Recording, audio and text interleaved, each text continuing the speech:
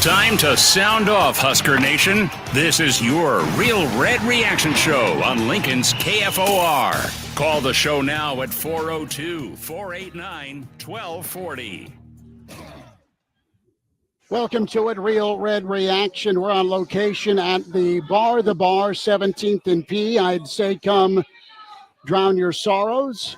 It keeps getting worse if you're a Nebraska fan. 13-10, Iowa walks off. Stop me if you've heard this before. In regulation. Sound off here, 489-1240. 489-1240. And Real Red Reaction produced by Currency, as can watch the show as well as hear it on KFOR, KFORnow.com.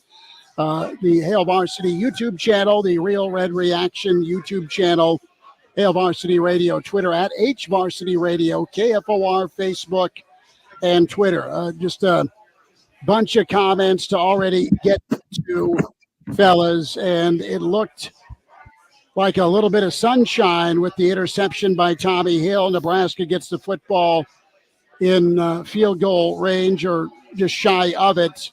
And the costly turnover and interception by Iowa, the run, and away you go. Iowa hits one with a new kicker from 38 to walk off Nebraska and notch their 10th win. We talked a lot about progress. Did Nebraska need to get to 6 for this year to be progress? Nebraska got better as the year went on in a lot of areas. 2 areas that they still need to really push and grind for next season is clock management and, of course, turnovers. Again, Nebraska -3 on the turnovers today, and then just 15 seconds ran off on that final drive. I get trying to get in better field goal position. The other side of that is you can't turn it over. And you had probably a 90-10 crowd here at the bar watching the finish. And the Hawkeye fans let it know what happened. Husker fans just a groan in agony. Some thoughts, Elijah, Tim, Bob, go ahead and chime in. And it's just been all season long with these one-score games, and it's a carryover from a previous regime that have really worn down Nebraska fans. And what Husker fan doesn't have PTSD seeing Iowa kick another game-winning field goal? It's 3 of the last 4 years. It's unreal. It's disappointing, disheartening, especially with the way Tommy Hill steps up for the defense and makes the play. Chuba Purdy never sees the defensive end dropping into coverage, throws it directly to him. It's how Iowa wins football games. They wait for you to make a mistake. Nebraska made a mistake in the most crucial moment, and they lose the football game because of it. It's on par for Iowa, and it's essentially what I said in the pregame show, Schmitty. Iowa has experience winning football games like this. They've won 9 football games pretty much this year doing this very thing. Letting their defense go out and make plays, wait for your offense to make a mistake. Whenever you do make a mistake, they're going to capitalize. They did that. They bust off one run. Pretty easy field goal for their kicker. The snap wasn't even great, and he still knocks it through. So it's how Iowa wins football games. They've experienced doing it in this way, and I think a lot of Husker fans saw this coming as much as you didn't want to in that fourth quarter. Nebraska gets the pick. You think maybe it's different. In the back of your mind, you're still waiting for something to go wrong. The worst comes to worst. Iowa wins the football game, and you should have seen it coming. I would say unbelievable, but it's just happened so many times. Like you said, it's just PTSD. It's like, I mean, I don't know what to say. I mean, you talk about ball security. You talk about you're right. You just can't believe it. I really am just like, all we've talked about is ball security and hang on the ball and don't have turnovers. And all they do is turn the ball over. I mean, Chuba had a couple of bad turnovers. One of them, the Billy Kemp jumped on. But that last one, I mean, he just clearly didn't read the secondary. Made up his mind where he was throwing it, threw it right to him. And again, your defense, again and again and again, gets 2 blocked field goals. When was the last time Nebraska blocked 2 field goals, right? They played their tails off. And I say just, clear out the whole Nebraska quarterback room and start over. I mean, really, ball security, I mean, they've all shown they do not have that in their wheelhouse. They don't have that club in their bag. They may have all the physical strengths and the biggest arm, but they don't understand hanging on to the football. Every one of them has turned it over in critical times. Every one of them has cost them games. It really is just unbelievable how much you can talk about it, and it still come back to haunt you. 489-1240. We'll get to the phone lines. Can also comment on the Hail Varsity YouTube channel and the Real Red Reaction channel on YouTube. Can watch the show that way. I'm here at the bar, 17th and P. You're welcome to drown your sorrows, commiserate with fellow Husker fans as Chopper 76 chimes in. We suck, no progress. That is Chopper's take on the game and the season.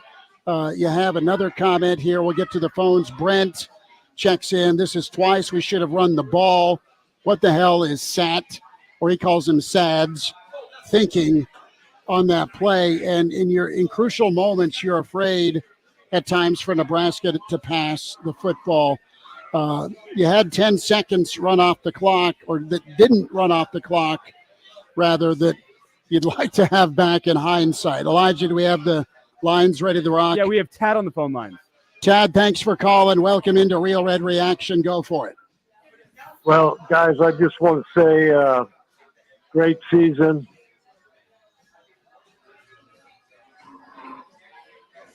Tad, Yeah, go guys, ahead, this bud. is just a very bitter day, but I just got to tell you, and I've been saying this all season, we are a pounding football program. We're a program that pounds the ball.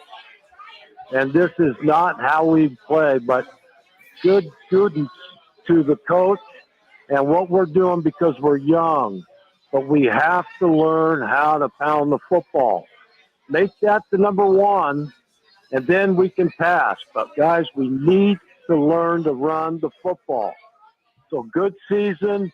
I'm disappointed, but we shouldn't have passed. We should be a running football team. Thank you. Chad, thanks for the phone call. 489-1240 or 800-825-5865.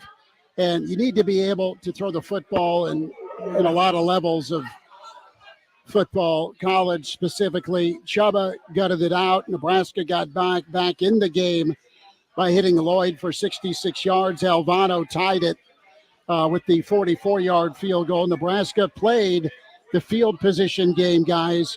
About the 8-minute mark, got the football back at midfield. The drive didn't go far enough as the field goal was not even close, wide left for Alvano. Iowa gets it back. So it's just a series of events where Nebraska hung in there. But again, the question coming into this was, could Nebraska finish? Could Nebraska close in a tight ball game? Matt Rule's been preaching it for most of the season. And when push comes to shove, Nebraska's record, just one win this year in one-score games. And problematic here, specifically when you go 0 for November. We'll get to more of your phone calls in a minute.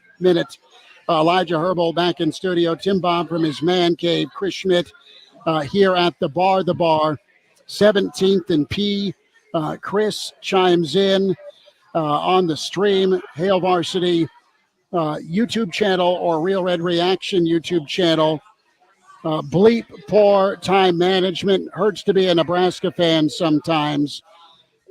Tim Bob, Elijah, you have a lot of self-infliction. You have some of the fundamental part when it comes to taking care of the football. And you're going to have a defense, if Nebraska doesn't get a break in a bowl bid at 5 wins, that you're going to remember for doing everything but score more points for this team this year. Yeah, everything. It's just, they said it in the game. Iowa's won 4 games and lost 1 in close games. Nebraska's lost 4 and 1. It's just the difference in that mindset. You talked about it a minute ago, but turning the ball over, not having ball security, defense plays great. Special teams played fairly well. That last punt was a little short, but had a great pin the ball inside the 5-yard line. You force the short field. You get the field goal, and just looked like he hit it off the inside of his foot and pulled it. And that's the ball game. It's just that close, and Nebraska just doesn't know how to win those close ball games. 4 times, and every one of them has just come down to just not being able to make the play, get it done, play calling. Everybody's to blame, in my opinion. Everybody's got to blame except for maybe Hutmacher and Ty Robinson and Hill. I think, the defense played great. Just a little bit of a joke there. I saw it. Elijah, who do we got? We have no one on the line. We're trying to figure out some issues with going on the air. So we are currently just streaming live online. Our good friend Eric is working on the issues we're currently facing with being on the air. So we are streaming live online, Hail Varsity's YouTube page, the Real Reaction YouTube page, KFOR Facebook and Twitter, as well as Hail Varsity Radio on Twitter. So plenty of places to catch us. I guess if you usually catch us on the air, it's not helpful for me to get on and say, catch us online. If you're watching, you're already online. But no one on the line. We're trying to figure that out, though. So you have Rock chiming in. Rock Westfall, devoted listener. Missouri has the 5th down. Nebraska has the 12 extra seconds. And the good news is there's no more junk to kick in. It's gone. Still, Bill Parcells has a point. You can't make this stuff up. Corey checks in on the stream, and the last minute sums up the entire season. A little bit of hope and a lot of heartache this season. Steven weighs in. Absolutely sickening. Purdy's last game. That's what Steven thinks. He turns it over when it matters most. Is Alvado a bust? I don't think so. Alvado's just got to be more consistent and consistent in those big moments. But, Nebraska did not allow a first down till about the 4.5-minute mark, 5-minute mark, Elijah, of the second half. They really hunkered down. 2 blocked field goals. You mentioned Tim Bob. You get the interception, and you had some decent management by Purdy. Purdy got hot with a couple of big 3rd down and long plays to keep the last drive going. But again, you got to make the field goal, and it is problematic. Nebraska had their chance to go up. They were down at one point 10-0. It looked like it was teetering. You find Lloyd, you get 10-7, and then you get it tied in the 3rd quarter at 10. And you have a comment here in by Jeremy. Jeremy says, I'm done with Nebraska football. I'm switching teams. Bleep Nebraska. You ruined my parlay. There have been some that have checked in and said I took the unders, and the historic low of unders was, I believe, at 23.5, and it stayed at 23. I have not got a confirmation nor a denial on Elijah Herbal if he got to the sports book across the river and parlayed because, again, it was a home game, so you could not go to your friends at Warhorse with a home game for Nebraska. You're gritting, Elijah. Did you make a little money off this at least? No. I don't bet on Nebraska. That's a hard and fast rule. That's silly for a man in my profession to try and do. 489-1240. We still have phone capability, even though we're streaming, working to get on air. 489-1240. Matthew says Nebraska, a basketball school. Volleyball. Hey, they're volleyball for sure. They're about to touch gloves with Wisconsin a little bit later on. But, Nebraska football fans right now are in a bad place. And it's progressively gotten tougher and tougher. And this may be the final insult for this 2023 season. Well, it is. I may be in the minority, fellas, but I'm hoping Nebraska works some magic and gets to a bowl game because I want 15 extra practices for Nebraska. I want 15 extra practices of ball security. I want 15 extra practices of 2-minute drill. I want 15 extra practices of 2-minute drill. That's what I want for this football team. You have to earn that, though. You have to earn those 15 practices. And Nebraska, let's be honest, does not deserve to make a bowl game. You had 4 different opportunities to get to 6 wins. You blow it against Maryland. Arguably, you blow it against Michigan State. You blow it against Wisconsin. You blow it against Iowa. It's as simple as that right now. Like, the rebuild is in progress. I still have faith that what Matt Rule is doing, but that's a gut punch, what you saw today, what you saw those last 4 games. Husker fans, I said it in the pregame show also. You wanted the proof of concept that, you know what, it's not just these ideas that sound good, that Matt Rule, the changes he's bringing to the football program is leading to substantive changes. And you thought after the month of October, okay, there it is. There's your proof of concept. Nebraska just needs 1 win in the month of November. And then in the month of November, they regress right back to the old habits. Whenever the pressure turns up, you're 1 win away from 6 wins. You regress right back to the old habits that have plagued you for 5 years. You implode at the end of football games. You have a chance to win, and you give it away. That's what Nebraska did today. The defense goes out and makes enough plays for you. Phenomenal defensive second-half performance. What does the offense do? They throw it directly to a defensive end standing in the middle of the field.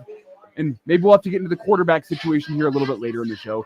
You throw it directly to a defensive end. You miss a tackle on the edge of field goal range. The Iowa running back rumbles down to your 15-yard line. It's an easy kick for the win. That was just so reminiscent of everything we have seen from Nebraska football in the past 5 years that, you know what? Yeah, a bowl game would be great. And I don't think a Husker fan out there would complain if you're sitting at 5-7 and you stumble backwards into a bowl game. But this team does not deserve it after dropping 4 games in the way that they did in the month of November. There's so many other teams in this country that deserve a bowl game more than Nebraska because of how that season ended. Well thought out, and the reality is this: 489-1240, or find us on the stream, Hail Varsity YouTube, Real Red Reaction YouTube. Your chance to sound off, KFOR, KFORnow.com, efforting to get back online. But Nebraska, can you undo 10 years of bad habits post-Bo in 1 year if you're Matt Rule? And some of that is on coaching and coaching decision-making, and a lot of it is on execution as well. But you've got a tough combination right now if you're Nebraska with decision-making and ball security and situational football in crunch time. And Nebraska has not been able to get out of their own way, and Iowa thrives on this, and it's a confidence thing. And I will say from a progress standpoint, you don't have a result difference, but I do think Nebraska is getting the same result, but they're not playing in a Scott Frost way. You're getting the same result, but you're not just flat out sloppy at all the time. Now, some of the decision making, you got to know your personnel with what you do play call wise, and do you live in fear? Call it a pass play if you're the offensive coordinator, because you said let's go for it on 3rd and long a few times with pass calls versus the safe run, and Nebraska was moving on. You got to execute too, and you got to knock that field goal down. Elijah checks in. This was the most Nebraska ending to a season ever. I'm so disappointed, but again, I need to feel good about all the positives from this year. Elijah, thanks for checking in. But it has progressively got worse. You don't want this team to go mental in a sense where they're afraid of this moment. At some point, they've got to get over the hump. And with the way they finished against Northwestern, you thought they'd be able to figure out a way to finish in some of these tight ball games. You had plenty of lessons against Maryland. You had plenty of lessons against Michigan State. You had lessons against Wisconsin last week, and now you drop back. And Chubba played a good ball game with his legs. When it comes to ball security, Nebraska lucky again to only be down by 3, as you touched on, Elijah, in the first half with the number of turnovers. And again, you lose by 3, you go -2 in the turnovers. And it's just, it's redundant.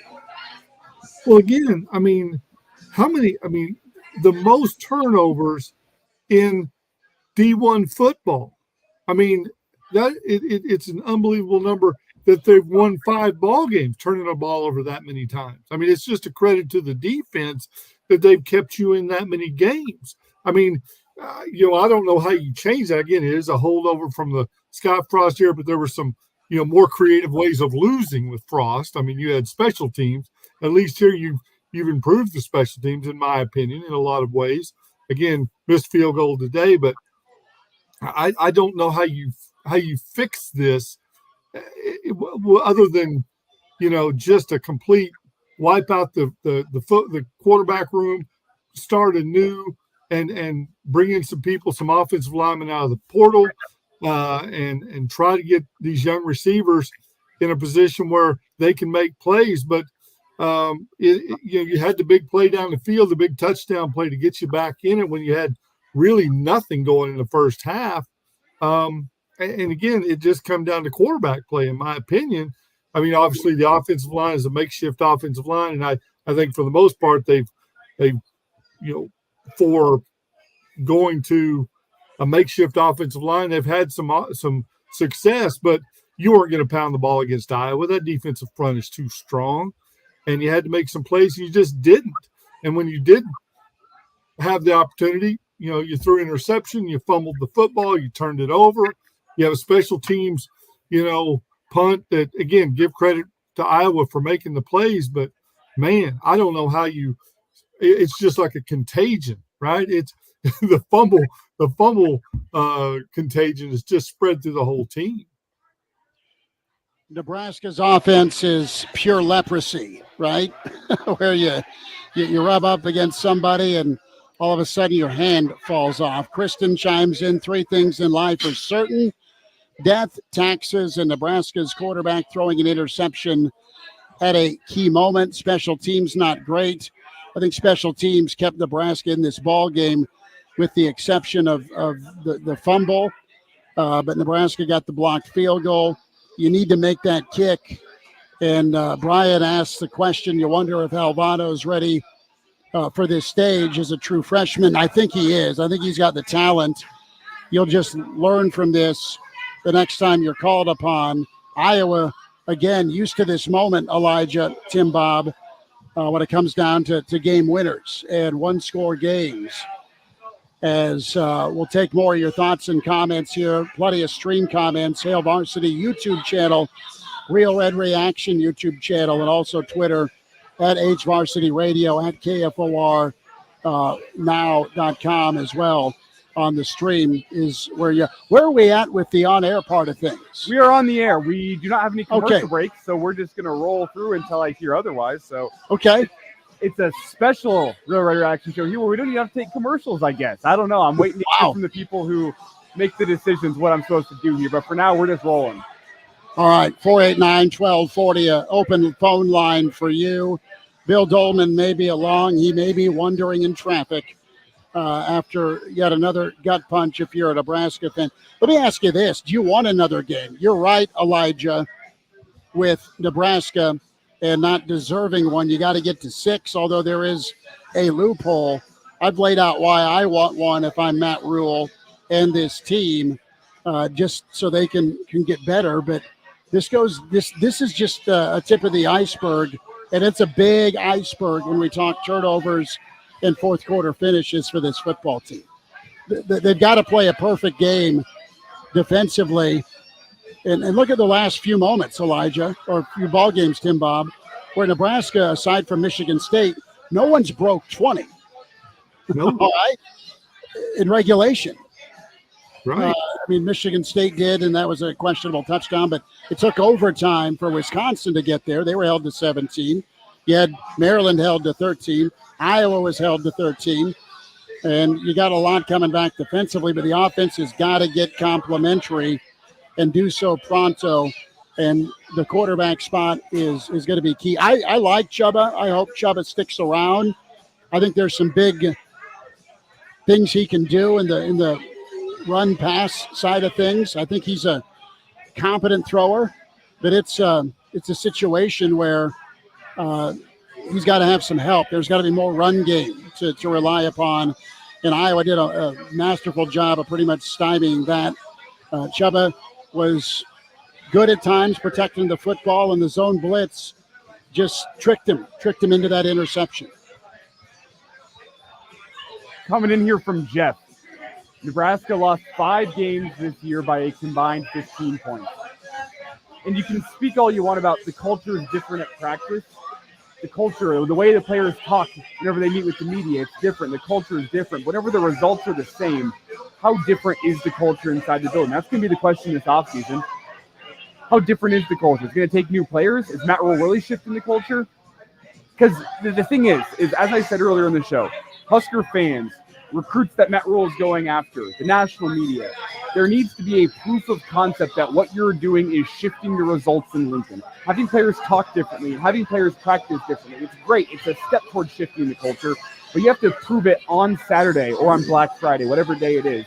You have to prove it between the white lines on the football field that your culture is different. Whenever you continuously lose football games because your offense shoots itself in the foot, because you can't thrive in close football games in the fourth quarter, because you can't take advantage of the other team making mistakes, all the things you need to go do to go win in the rough and tumble Big Ten West.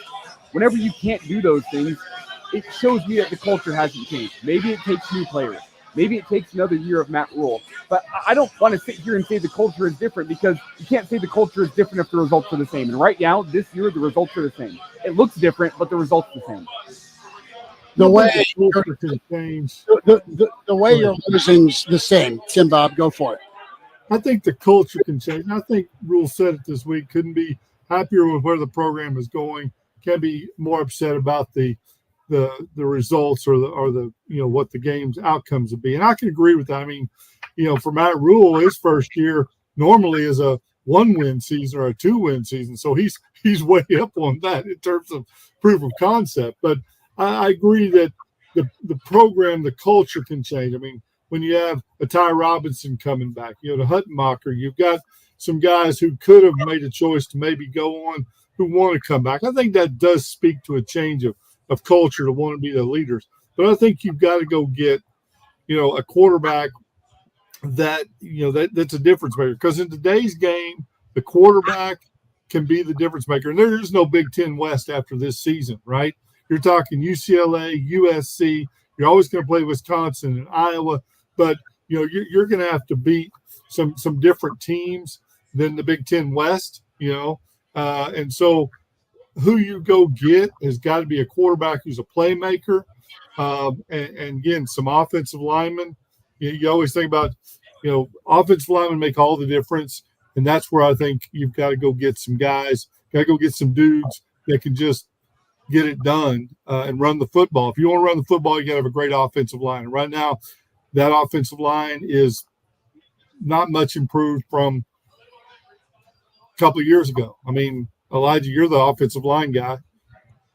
I think it's improved from last season. I mean, it's not much improved from where it was at for much of the tenure under Frost. Now, I think it's made strides forward this season, and I think the guys that you have in there, you've seen individual improvement from. Like, I think Donovan Raiola, in terms of the offensive side of the football, has probably been your assistant coach of the year on the offensive side of the football. You could maybe make an argument that the running backs have shown good improvement. Evan Johnson's made strides. He's been a poster boy for the development on the offensive side of the ball. But the position group as a whole that's shown the biggest strides this season is the offensive line. But it's still, I mean, it's currently a middle-of-the-road Big Ten offensive line. And whenever you have quarterbacks that aren't cutting it, wide receivers that aren't cutting it, a middle-of-the-road offensive line isn't going to cut it. I don't think they're the problem on the offense right now, but I think there are lots of problems within the offense that just means that the offensive line isn't good enough to carry you right now. And a lot of teams, I mean, Iowa, their offensive line carries them, does enough on offense to get 13 points. They make a huge play and pick up their blocks, get a hat on a hat with 15 seconds left in that ball game to go win the football game. And you don't really give your own offensive line that opportunity. I just keep coming back to the fact, though, that Nebraska got an interception off Deacon Hill with 40 seconds left in the game and managed to lose in regulation. That is mind-boggling to me. Yeah, I agree. It's absolutely mind-boggling, but can I ask, are you surprised? Are you surprised at how it went down? Big shout-out to our dear friend Scott. Scott brought us some deer jerky, Elijah. So we have deer jerky, which is phenomenal, but it doesn't. It may momentarily take the sting away. 489-1240, 489-1240. Real Red Reaction here from the bar 17th and P. Come hug a fellow Husker fan and let that tear drop into that beer, as it is gut punch 2023. You thought you were over it in 2019. You thought you were over it in 2021. We'll hear from Matt Rule coming up, his post-game comments. I give this team, I'll say this to your culture question, Elijah.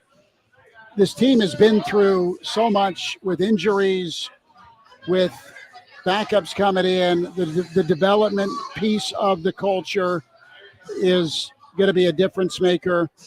The non-finger pointing or divided locker room is key, because you're at 5 and it doesn't feel good right now going 0 for November. But many other teams in a year one would have absolutely meth labbed, exploded with the way the offense has treated the defense, with how inconsistent complementary football has been. It's not been existent for this football team. So the culture, while it doesn't feel good right now, is stuck at 5, helped get it to 5, I believe, because they are trying to play for one another.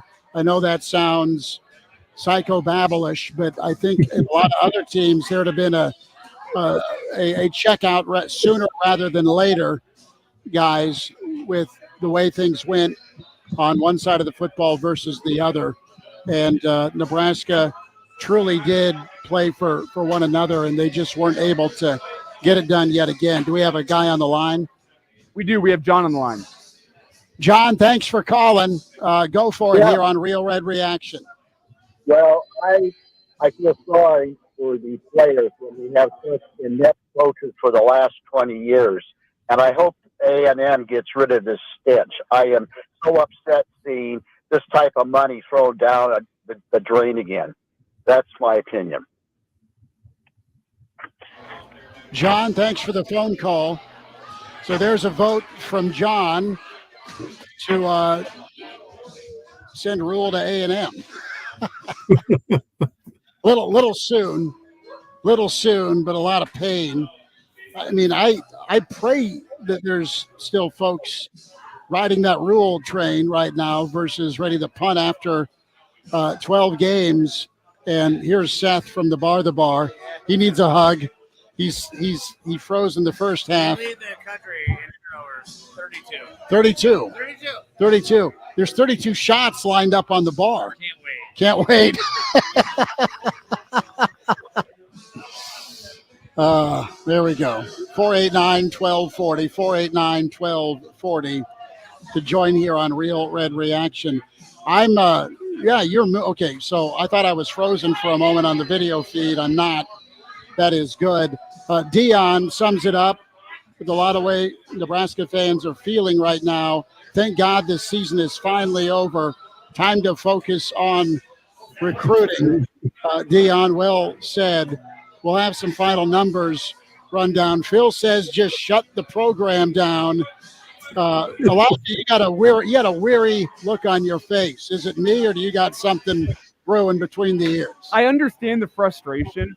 I am surprised, though, by the amount of people in the chat that are ready to punt on Matt Rule. You knew coming into this, I felt like it was a common sentiment in the offseason. The way the season ended is really disappointing, and that's why I understand the disappointment. 35 minutes removed, I may say, from that walk-off. I don't understand, though, like, it's infeasible right now to punt on Matt Rule with the contract he has left. That's why you lock him down with the long contract to say, hey, we understand where this program has been. The worst 5-year stretch in the modern era of Nebraska football, and it's not even close. You'd have to be like homies with God himself to be able to turn this program around in 1 year. That's an almost impossible task, a Herculean task to try to turn around in 1 year. And I understand the frustration with how the season ended. I am shocked at how many people, though, are bringing in comments saying, good riddance, Matt Rule. Matt Rule's never going to turn it around. You maybe said the same thing after year one at Temple. You maybe said the same thing at year one under Baylor. Matt Rule's known to be a long-term rebuilder. I'm not saying he's going to win a national championship. I'm not saying he's going to go 10-2 next season. I'm not saying he's going to go 5-7. I don't know what next year looks like, but year one was never the point, at least coming into this team, where we said, this is the hard and fast. Matt Rule has to win in year one or else he's not going to be able to get it done around here. You have to understand the type of hole that Matt Rule is trying to dig this program out of before you can say, man, I'm done on Matt Rule. Matt Rule's never going to figure it out around here. I'm surprised by how many people are ready to punt on Rule. I agree with you, Elijah. I think there's some really hurt fans here, but I think that Matt Rule is the real deal. I think he's going to turn this around. The program, I like what you like the culture and all those things. I think it comes down to finding some playmakers on offense, starting with the quarterback. But I agree with you. I think Matt Rule's, is going to turn this thing around. Again, for a first year, it's better than we thought. I'm old enough to remember when we said 6-6 was the best we could hope for. He came up one game short of that. It didn't look pretty. It was a lot closer in a lot of those games than you thought it was or should have been, the way they turned the ball over. But in the end, 6-6, 5-7 was batted around a lot 3 months ago when we started this season. Well, it's to me, it's a case of like, I'm not confident in saying, yes, Matt Rule is going to turn this football program around. I can't say that, but I'm also not going to be able to sit here and say, yeah, and maybe I'm middle of the road. I'm just too wishy-washy right now, but I think I'm just being reasonable and saying, no, you can't evaluate after year one what an entire rebuild is going to look like. Whenever Trev Alberts brought in a guy that rebuilds the right way. That was one of the things that Trev Alberts said when Matt Rule was hired, was he's not going to try to microwave the results. He's going to build the program the right way. He's going to start with development. And you know what? You can't develop a program within 1 year. I think that your process of evaluation, 3 years is probably about right. I mean, Kirby Smart started a developmental program at Georgia, and he went and got some high-end recruits to kickstart that. But if you were evaluating Kirby Smart on year one at Georgia, you would have fired him.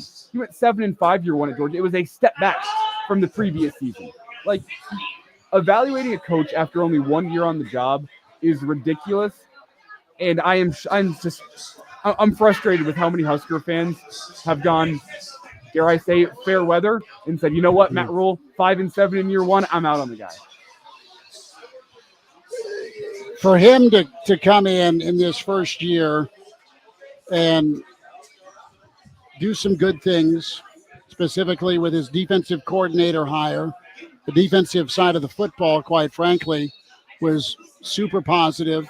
To find guys that you've not heard of since signing day 3 or 4 years ago, or in some cases 2 years ago, have some key parts of your offensive line get removed, and arguably your offensive line played better down the stretch. Now, not a good day today, and they're not vintage, so I'm not saying they're great, but they were serviceable. You led the league in rushing. You're on your third quarterback. All right, now there's got to be some hard conversations when it comes to quarterback evaluation. There's got to be some hard conversations with your play caller about his play selection, what he's confident in, and also the translation of execution with what he's calling. And the sticking point for a lot of Nebraska fans has been this season is the guy calling plays that he knows Nebraska and their quarterbacks can make, or is he calling plays that he's excited to call because this is his offense? Mark Kranak has rolled in, and you need a drink, Kranak? Kranak has checked in, as we'll take more of your phone calls, 489-1240, as Kranak thaws out right now, and we welcome him in. Tim Bob Kitzmiller, Elijah Herbal. Tim Bob, Elijah, how are you? It's real action. And we have a quick call to get to. Yeah, let's get to Pete on the phone line, calling us from Chattanooga.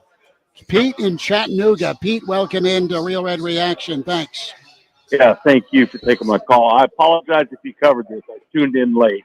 But my question is, having to take that time out with just, a half minute to go, when we're needing a timeout or a perfect play for field goal position, how much do you think that threw us kind of off our feet, so to speak, and led to a non-optimum call to end the game? It didn't help, Pete. It didn't help for sure. And that's kind of been an ongoing thing with the offense from time to time. The fact that they've had to burn some timeouts trying to get the play in. Yeah. And you wonder, is it a play that Chubba was familiar with, had he repped, and you had Iowa with the perfect disguise on that zone drop. So it's an issue for sure. And it comes down to kind of a list we're making of to-dos for Nebraska going into year two. It is finishing, it is fourth quarter, it is 2-minute drill, it is play calling, it is quarterback decision-making paired with play calling from the coordinator. Defense played incredible the second half, and it also comes down to pressure moments. If you're a high-level kicker, you got to make that kick to go up 13-10. So there's a lot of it, but it was problematic for sure to have to burn that time out. Pete, at least, I mean, you got the extra seconds when they didn't run the clock with the Iowa fans with a thought little Nebraska home cooking, but that's clock management from the stadium, right? Yeah, that didn't help either. Kranak, you were freezing it off. Yeah. And your takeaway, we're despondent here. This bar, I love it. We're at the bar, and third time in a row here on Black Friday, we're in this same situation, 2 of the 3 walk-offs. Well, yeah, and it is hard not to equate this game with what has sadly become. This is true, by the way. This is Nebraska's identity. It's not the one they want. It's not the one anybody wants. It doesn't mean you can't snap out of it eventually. But Nebraska's identity is they will not close out the game. They will not do it. They almost refuse. It just doesn't happen. It never happens. When it's close and it's down to the wire, Nebraska routinely does not make the play, and the other team wins. It's something like, I could be off here on the statistics, but it's around this neighborhood. This is something like 29 of these types of scenarios. Since 2018, Nebraska has been in like 29 of these scenarios where you are either tied or down a score, and you got a chance to close the game out, to take the lead, basically. And in those 29 times, Nebraska has done it once. One time. Michigan State. In that situation, this is since 2018. Could very well be Michigan State. I don't know. I honestly don't know which one it is. But that is how often things like this happen. Right? That is like 28 times in 6 years. And it spans like what? It spans staffs. Right. It spans staffs. It spans probably 9 quarterbacks. Probably a dozen or so running backs. Like, it is the program's identity. It truly is. I don't know how you would calculate this, but can you imagine that there is another program anywhere in America that has experienced this level of coming up short in close games? It's truly remarkable. Truly remarkable. And I feel like they need to get deprogrammed a la Jason Bourne style. Everybody needs to take a pill. We need to get them into some sort of camp, hook them up to some electrodes, whatever you got to do. So new operating system. Go see Nurse Delete Ratchet. the operating system, replace it. I mean, good Control Lord. Alt Delete, reboot the whole thing. We need to wipe the system. 2 quick notes. We do have commercial breaks we have to get to. Those are back in, so we're going to have to get to those in a second. We also have full phone lines right now. We have William hanging on the line and Rick. We're going to go to William first. William, thanks for hanging on, and you're on Real Red Reaction. Go for it. All righty. So I want to talk about Trevor Purdy, but I don't know if he really is the guy, but he's been able to we just can't run the ball. I feel like though he was just also like running for his life in the pocket. Like we just couldn't get anything going on offense. That's what cost the game, I feel like. There was minimal rhythm, William. You're absolutely right. Chubba hit a few throws. Thanks for the phone call, bud. I feel like they performed about as well as you can against an Iowa defense. You hit one big play. You got in the field goal range. You made one of them. But your margin for success. Iowa doesn't even doing a reaction show. Iowa doesn't give up much, right? And I think Nebraska did a fair enough job of threatening them.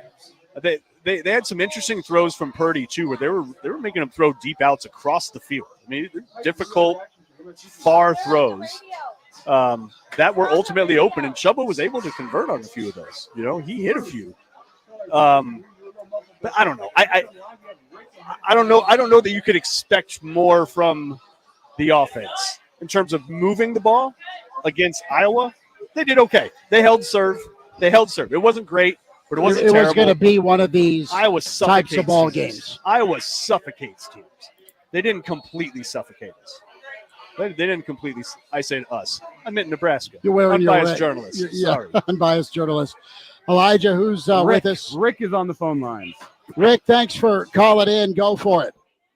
Yeah, hi. I'm an Iowa graduate, and I played on Iowa's Rose Bowl team way back when. And I came over to watch the game today, and I would like to help Husker Nation understand something. A person wins or they don't. Hayden Fry won. Kirk Ferentz won. That rule will win. He's shown that everywhere he's been. And I want to tell you what, he's doing the right thing. The kids listen to what he says, and everybody in Nebraska needs to relax. This guy is class act, and I'll let you comment. Thank you. Thanks for the phone call, Rick. Appreciate it. So there's some soothing words from a Hawkeye fan that was on a Rose Bowl team in the mid-'80s. And to Rick's point, Kirk Ferentz, I think, won one game in his first season. Yeah, they got turned out all right. Yeah. Yeah. Look, I'm not saying – I don't think there's a lot of people that are down on Rule right now. I think our stream chat is all calling for Matt Rule to be fired.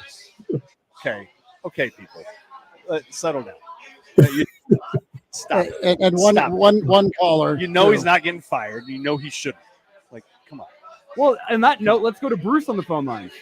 Yeah. Bruce, welcome into Real Red Reaction. Go for it. Hey, guys. What's going on? Very disappointed. I just want to let everybody know. I appreciate people saying about how Rule is such a great guy. And, you know, that's one thing. He talks good. But the fact of the matter is this guy has never beat a top 25 team, and he had the chance today. He had the chance today with a third-string quarterback. And, again, there's things that this coaching staff is doing that they are just not using proper for the guys they have. Okay? No Sims, he's gone. Harbor, he's on the sideline hurt, I guess. You know what I mean? Like, we had Purdy. This guy should have started from day one. And maybe we might have 6, 7, 8, who knows how many wins. But I'm just going to say this. I do not like Rule. Do not like the hire. The guy, to me, is never going to turn this organization around. Go Big Red. Bruce, thanks for your opinion. 489-1240, 489-1240. If you want to join in, and we had one Iowa fan from the Rose Bowl team call in and say, be patient, it'll work out. You got a good one. Many of our comments in the stream are no, reacting to not just today, but a final insult in November with close losses. Tim Bob Kitzmiller's in, Elijah Herbal, Mark Cranack, Chris Schmidt. Phone calls for you at 489-1240 on Real Red Reaction. Who's with us? We got Jared on the lines. Jared, thanks for calling in. Go for it. Hey, I just wanted to call in, just ask 2 major questions. The first question, is Gubba our main guy that we're going to go with at quarterback? And the second one, what the hell is going on with our defensive line? What's going on? We are getting pushed back 5 yards every single play. What is going on? Our strength and conditioning coordinator is fired. This is god awful. I'm done watching this product. It is terrible. Do we still have you, Jared? We lost you for a moment. Is he saying Nebraska's defensive line? Yeah, Jared, that's the phone call. We lost you, bud. Yeah. Yeah. I think He was talking about Nebraska's offensive line and said Nebraska's strength and conditioning staff needs to be fired. That was the heart of the phone call. Okay, thanks for the translation. Oh, Disagree respectfully, Jared. Yeah. I think Nebraska's defensive line has been a reason you have 5 wins. They've been incredible. I think they're still rejoicing that you got Ty and the Polar Bear coming back. And, yeah, they got gashed a couple of times today. But, again, it can't be 2 or fewer every single play. And to be honest, I mean, Iowa had 17 minutes of time of possession plus 12 in that first half. Nebraska flipped that a little bit thanks to the third quarter. But, no, the D-line's fine. As far as Chuba, the guy forward, he needs to be in the conversation. I like he's the best you got in the program. Right, and you don't want to right now punt that because you had 2 quarterbacks that you moved on from a year ago. You bet on the wrong horse in Sims, and that's kind of starting your turnover issues. Current roster, current state, Chuba is 1, Harburg is 2. Sims will not play quarterback anymore. Right, not here. I don't think. He will. Maybe he will, but he shouldn't. He's, Right. I'm not sure he can be on offense, period. Sure. So, I think Sims needs to go play Division II or go transfer to some other. I mean, he's got a tremendous physique, but he just doesn't value the football. I mean, that's all you can say. He doesn't. Okay, let's go to the phone lines again where Jeff is hanging on. Yeah, it'll be hard. Jeff, thanks for calling in. You're on Real Red Reaction. Go for it. Hey guys, I just want to question. Like, I don't understand. Like, people seem to think that we've made progress this year, and I don't actually see that. I mean, I think that the last 2 Nebraska teams would have beaten this team, and I don't think it would have been that close. I haven't seen the progress. We had a terrible schedule this year, and to not even make a bowl game against the teams that we played this year. And the clock management issues, I don't understand how you can continue to have those every single week. So I don't know. I mean, I think Rule's a pretty good coach, but I have not seen the progress just because we have a 1 more win than we had last year. I don't think the team is any better than they were before. So I just wanted your thoughts on that. Jeff, thanks for listening, man. Appreciate the phone call. I'm in the camp of progress on these points, on culture and on development. You've seen guys. What specifically within culture? Well, I think other teams in the past, we're talking Riley and we're talking Frost era. I think they would have tapped out a long time ago with the way the offense didn't value or take care of the football. The defense was put in too many bad positions time after time after time, and yet they rose up more times than not. When it comes to total turnovers versus points off turnovers, I don't have that in front of me. That number is staggering compared to what it could be from. At some point, you're going to turn and go off on your little brother that keeps getting you in trouble. All right, and that's the offense. So I think I've seen improvement there. I've seen improvement in development. Listen, and 1 more win, yeah, that's evidence of an improvement. But Jeff, you're not wrong with time management and end of game situation. Same problem, same result, different staff. That's got to be addressed. Did you get better at offensive coordinator this year from last year? And people have been bitching and moaning about both. They still whine about Whip. They're really not happy with Sat right now. And you had second and third team guys that were at least ready to come in, but not always ready to perform. I thought the line offensively performed a little bit better. Elijah, you want to jump in? Yeah, my take on this, and I somewhat agree with the caller. I think this season what we saw was progress towards Matt Rule's vision for what he wants Nebraska to be under his rule, pun intended. But I don't think we've seen progress in terms of a better football team on the field. I'm about with what Vic just chimed in with on our stream. This team would best Frost teams with a walk-off field goal, but it would be ugly. Yeah, that's about right. The talent on the field not leaps and bounds better than what Frost had. The team itself, not that much better than what Frost had. But the team made progress in terms of Matt Rule's long-term vision for what he wants Nebraska to be. And that is a step forward, despite how November ended, despite how bad this team looked at the end of the year. It's a step towards what Matt Rule wants it to be. That is progress. The question, which still remains, is Matt Rule's vision for what Nebraska is going to be, is that going to work out in the long run at Nebraska? That's still what remains the question. I think that's kind of the difference between what we are seeing with this football program and what some of the people in the stream chat are saying with not trusting Rule, not seeing the vision. I think there's progress towards what Matt Rule's vision is. I don't think we have seen tangible steps forward in terms of a better football team currently. I see multiple areas of progress, some specific ones that I think are worth calling out because I think they were problems for the most part over the past several years. Outside of maybe the 2021 season where Nebraska played really competent and good, sound defense, right? They did that year. That's one thing I see right away. That's progress, right? Like this team, everybody hits on that defense. You're not seeing people bail on contact anymore. You're seeing guys take on blocks, try to blow them up. Like, you know what I mean? They hold their own there. They're not bailing on – nobody's bailing on contact anymore on defense. That's a pretty big cultural thing. That's a really big cultural thing right there. And I would say offensively, the one thing that stands out is pass protection improved mightily as the year went on, right? It was pretty good today, right? Pretty good today. It was pretty good last week against some pretty good defenses. Mm-hmm. And that has been a huge issue for Nebraska for years, going back to Adrian Martinez. Remember how much that guy was under siege? Yeah, remember beat how up much, like he was a pinata. Remember how much Casey Thompson was under siege? Like, I mean, these guys were under siege. They get the ball, and there's a guy a foot away from them right away. They have to spin out of it and make something happen. So that improved as well. But you've seen regression too. That's what is you've seen regression at the quarterback position. I think in injuries are to account for you. You've seen regression at the wide receiver position, and you've seen regression in the overall offensive scheme. Ask yourself this: if Scott Frost had this offense right now, would his offense be better than what we saw this year under Matt Rule and Marcus Satterfield? I think it's a resounding yes. Scott Frost, the one thing I'll say to his credit, he put together some phenomenal offenses with some questionable pieces.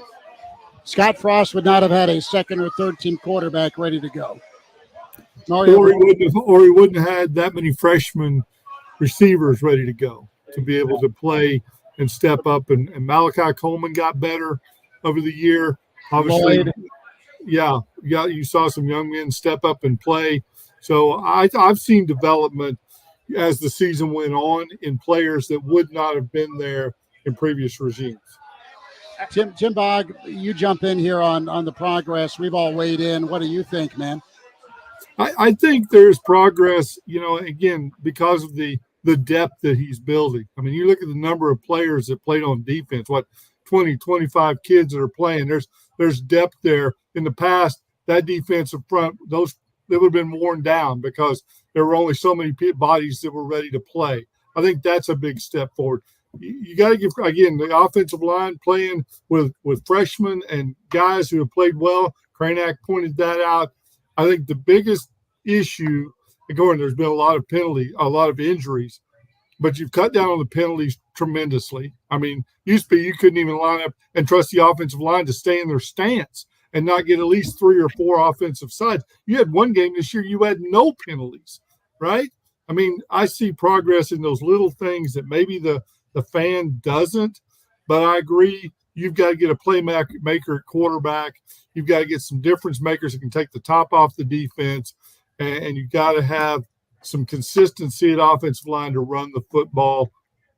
All those things have got to be addressed.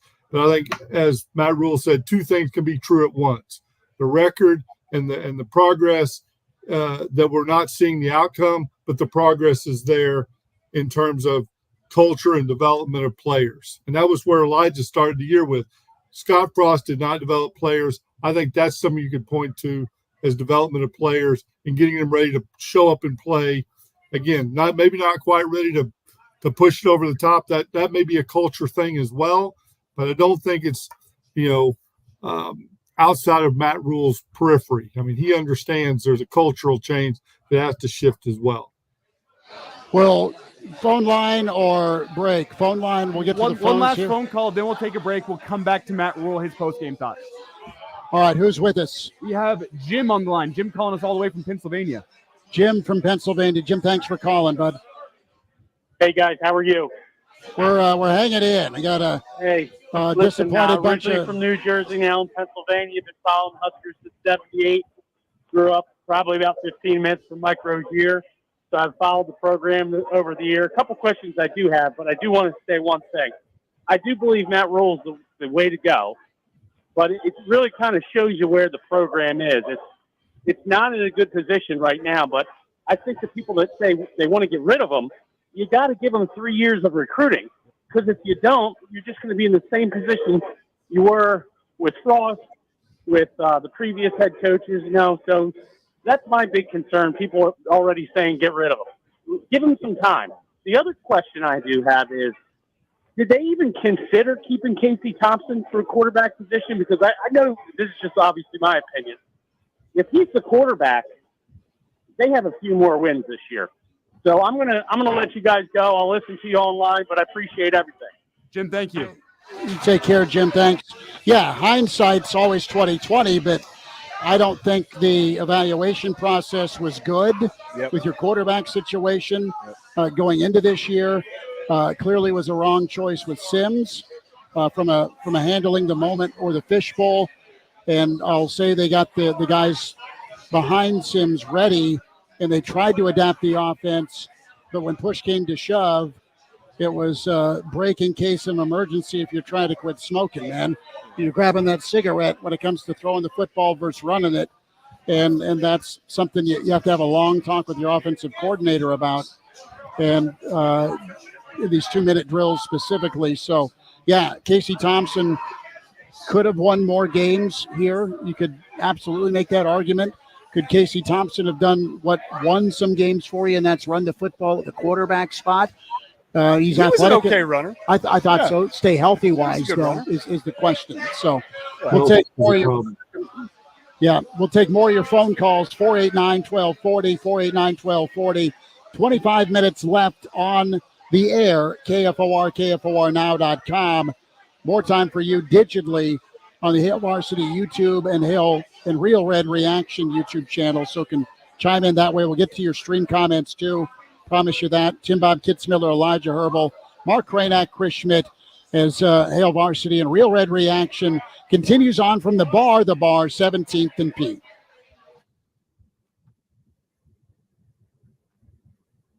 $10,000 to shop, share, and give this holiday season. You could score $3,500 for you, another $3,500 to give to a friend, and another $3,000 for the charity of your choice. It's just our way of saying thank you. Log on daily to enter, and you'll increase your chances of being our grand prize winner of $10,000. Powered by Jet Splash Car Wash. Get details and enter now to win at KFORnow.com. Welcome back to the Dog Show. Up next, we have Satchmo. Satchmo is a member of the Shelter Pet Group. That's right, a group known especially for their couch-snuggling, ball-chasing, face-licking, tail-wagging, backyard-hanging, and, of course, companionship. And what breed would you say Satchmo is? I'd have to go with maybe a lavish terrier-hound chihuahua-looking kind of mix. Tremendous dog. I'd also like to point out Satchmo's coloring, a white, gray, brown, black brindle, simply marvelous. You know, it's such a treat to watch a dog like this. Now, let's see him in action. Look how he makes eye contact with his person. That's actually known as the treat stare. How intuitive. And now he appears to be excitedly turning in circles. The happy dance, so common with this group. And finally, the loving face lick. It's great how he just gets in there and, well, licks. Fantastic. But really, the best way to know an amazing shelter pet like Satchmo is to meet one. Visit theshelterpetproject.org today. Adopt. Brought to you by Maddie's Fund, the Humane Society of the United States, and the Ad Council. This may sound like a typical high school basketball game being played on a Friday night in Nebraska. In fact, it's a crash course in cooperation and teamwork. It's a test of dedication, determination, and drive. It's character development in action. If you think high school sports are only about competition, think about this. High school sports can play a critical role in a student's overall education. In fact, studies show that students who participate in school sports are more likely to enjoy greater levels of achievement in their academic lives.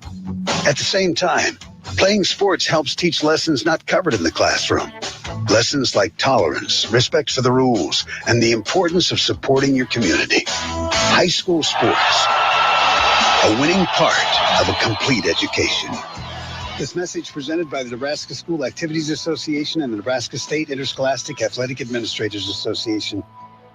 Hi, this is Pastor Tom. Well, the Christmas season is upon us, and the mission staff and I want to take this moment to wish you and your loved ones a very merry and blessed holiday. This year, the vast majority of the homeless in Lincoln will celebrate Christmas at the People's City Mission, and we plan to make it a special time for them. Lots of good food, warm beds, special presents, friendship, and most of all, love. So I'm asking you to help us help them, because Christmas, it's for everyone. Just go to our website at pcmlincoln.org.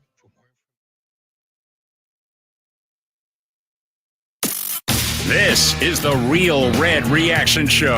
Phones are open now. 402-489-1240. We are here at the bar, 17th and P, as Nebraska fans holding one another after a tough finish to Iowa. I've said that too many times the last several years. Elijah Herbal, Mark Cranack, Tim Bob Kitzmiller. Tim Bob, that's a portrait shot right there, man. You're staring off into the wild blue yonder, looking longingly, and you can watch the show. There are no answers over there either. No. Hail Varsity YouTube there's channel, Real Red Reaction YouTube channel, live here on KFOR 489-1240. Tim Bob, you're muted, bud. I couldn't hear what you were explaining.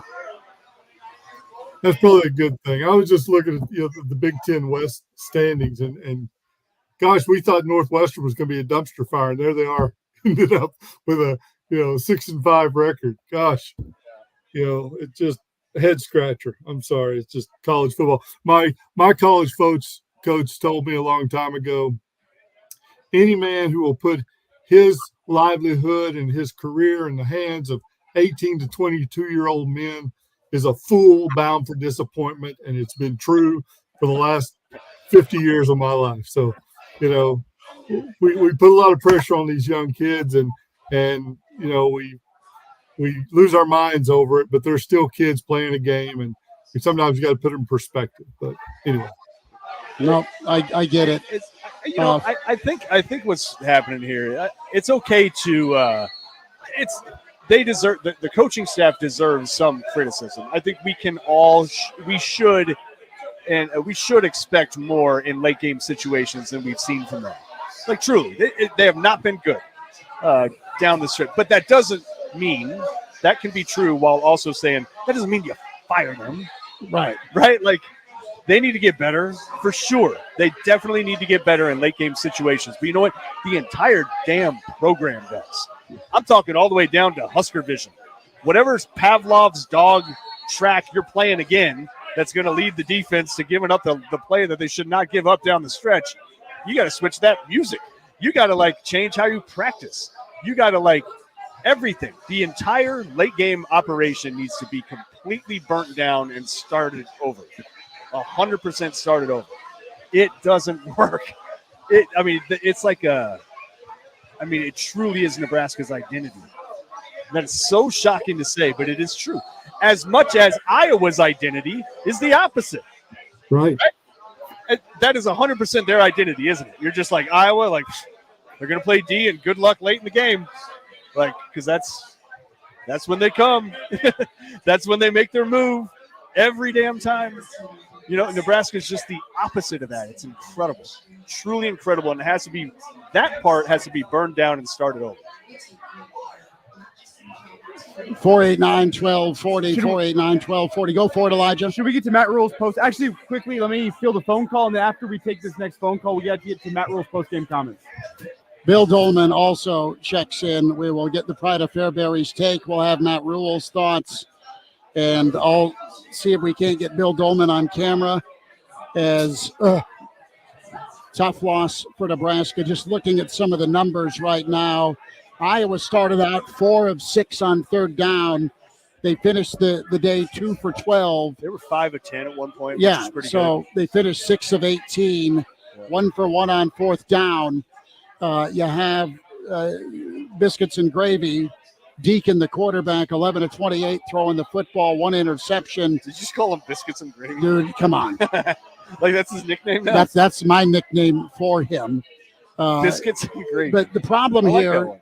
is 30 rushing attempts, 75 yards, 2.5 a carry for Nebraska running the football, 28 pass attempts for Nebraska today. And usually that pitch count, that sweet spot, is between 15 and 25.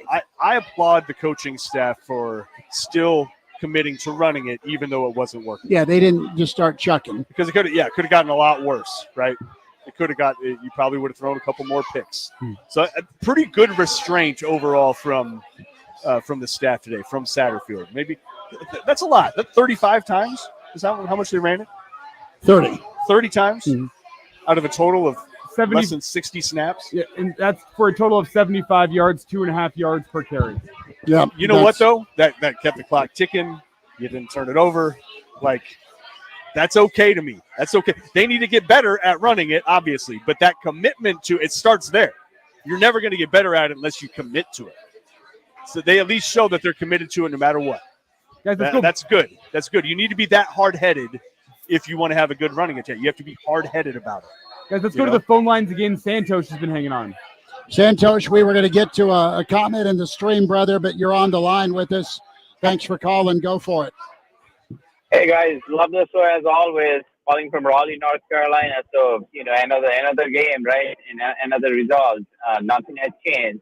But, I've been hearing you guys, and, we got to be realistic, right?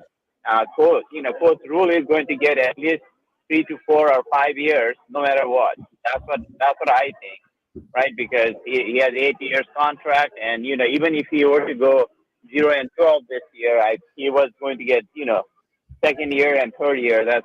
So we got to be realistic on that part. The question that I have to you guys is, we talked about Coach Osborne a lot, right? And Coach Rule has been talking to him a lot.